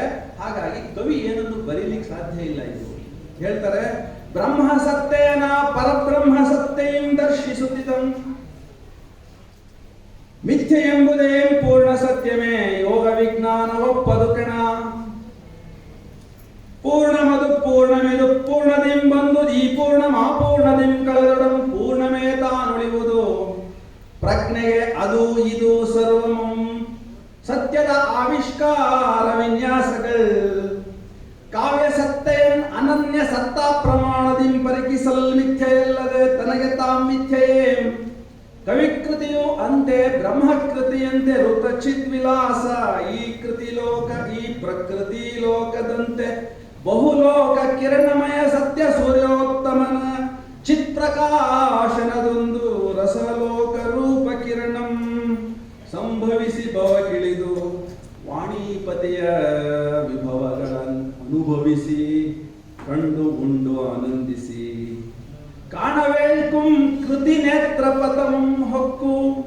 ಏನನ್ನ ಕೃತಿ ಒಳಗಡೆಗೆ ಕೃತಿ ನೇತ್ರದ ಮೂಲಕ ನೋಡಪ್ಪ, ನಿನ್ನ ಕಣ್ಣಲ್ಲಿ ನೋಡಬೇಡ, ನಿನ್ನ ತಿಳುವಳಿಕೆ ಕಣ್ಣಲ್ಲಿ ನೋಡಬೇಡ. ಕೃತಿ ಒಳಗಡೆ ಒಂದು ಕಣ್ಣಿಟ್ಟಿದ್ದಾನೆ ಆ ಸೃಷ್ಟಿ ಕಾರ್ಯದಲ್ಲಿರ್ತನಾಗಿರ್ತಕ್ಕಂಥ ಬ್ರಹ್ಮ. ಆ ಕವಿಗೆ ಆ ನೇತ್ರವನ್ನು ಕೊಟ್ಟು ಕಂಡರಿಸಿದ್ದಾನೆ. ಅದನ್ನ ಆ ನೇತ್ರದ ಮೂಲಕ ನೋಡು ನೀನು. ಏನದು?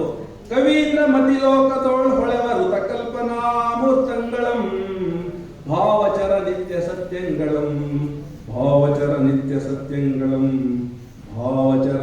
ಸತ್ಯಂಗಳಂ. ಓಂ ತತ್ಸತ್.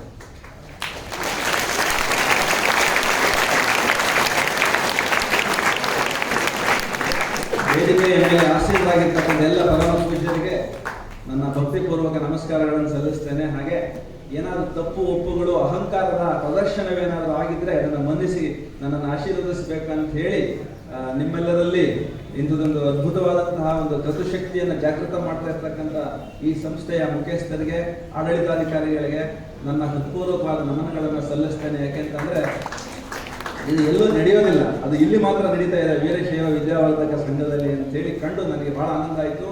ಬೆಂಗಳೂರಿನಿಂದ ನನ್ನನ್ನು ಇಲ್ಲಿಗೆ ಕರೆಸಲಿಕ್ಕೆ ಕಾರಣ ಆದಂಥವರು ಸನ್ಮಾನ್ಯ ಗುರುಗಳಾಗಿರ್ತಕ್ಕಂಥ ಕರಿಬಸಪ್ಪ ಗುರುಗಳು.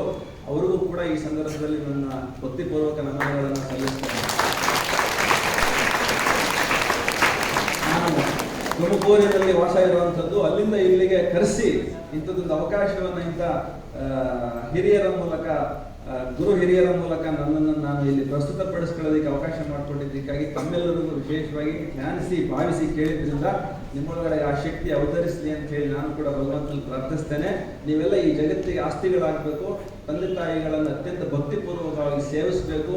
ಗುರು ಹಿರಿಯರು ಕಂಡಾಗ ಅವರಿಗೆ ಗೌರವವನ್ನು ಸಮರ್ಪಿಸ್ತಕ್ಕಂಥ ಸತ್ ವಿದ್ಯಾರ್ಥಿಗಳಾಗಲಿ, ಸತ್ ಶೀಲ ಉಳ್ಳವರಾಗಲಿ ಅಂತ ಹೇಳಿ ಭಾವಿಸ್ತಾ, ನಿಮ್ಮ ಈ ಇಡೀ ಬದುಕಿನೊಳಗಡೆಗೆ ಯಾವ ರೀತಿಯ ತಪ್ಪುಗಳು ಘಟಿಸದಂತೆ ಒಂದು ವಿವೇಕದ ಎಚ್ಚರದ ಬದುಕನ್ನು ನೀವು ಬದುಕಿ ಅಂತ ಹೇಳಿ ನಾನು ನಿಮ್ಮನ್ನು ಪ್ರಾರ್ಥಿಸ್ತಾ ನನ್ನ ಮಾತುಗಳಿಗೆ ಮಂಗಳ ಹಾಡ್ತೀನಿ. ಧನ್ಯವಾದ.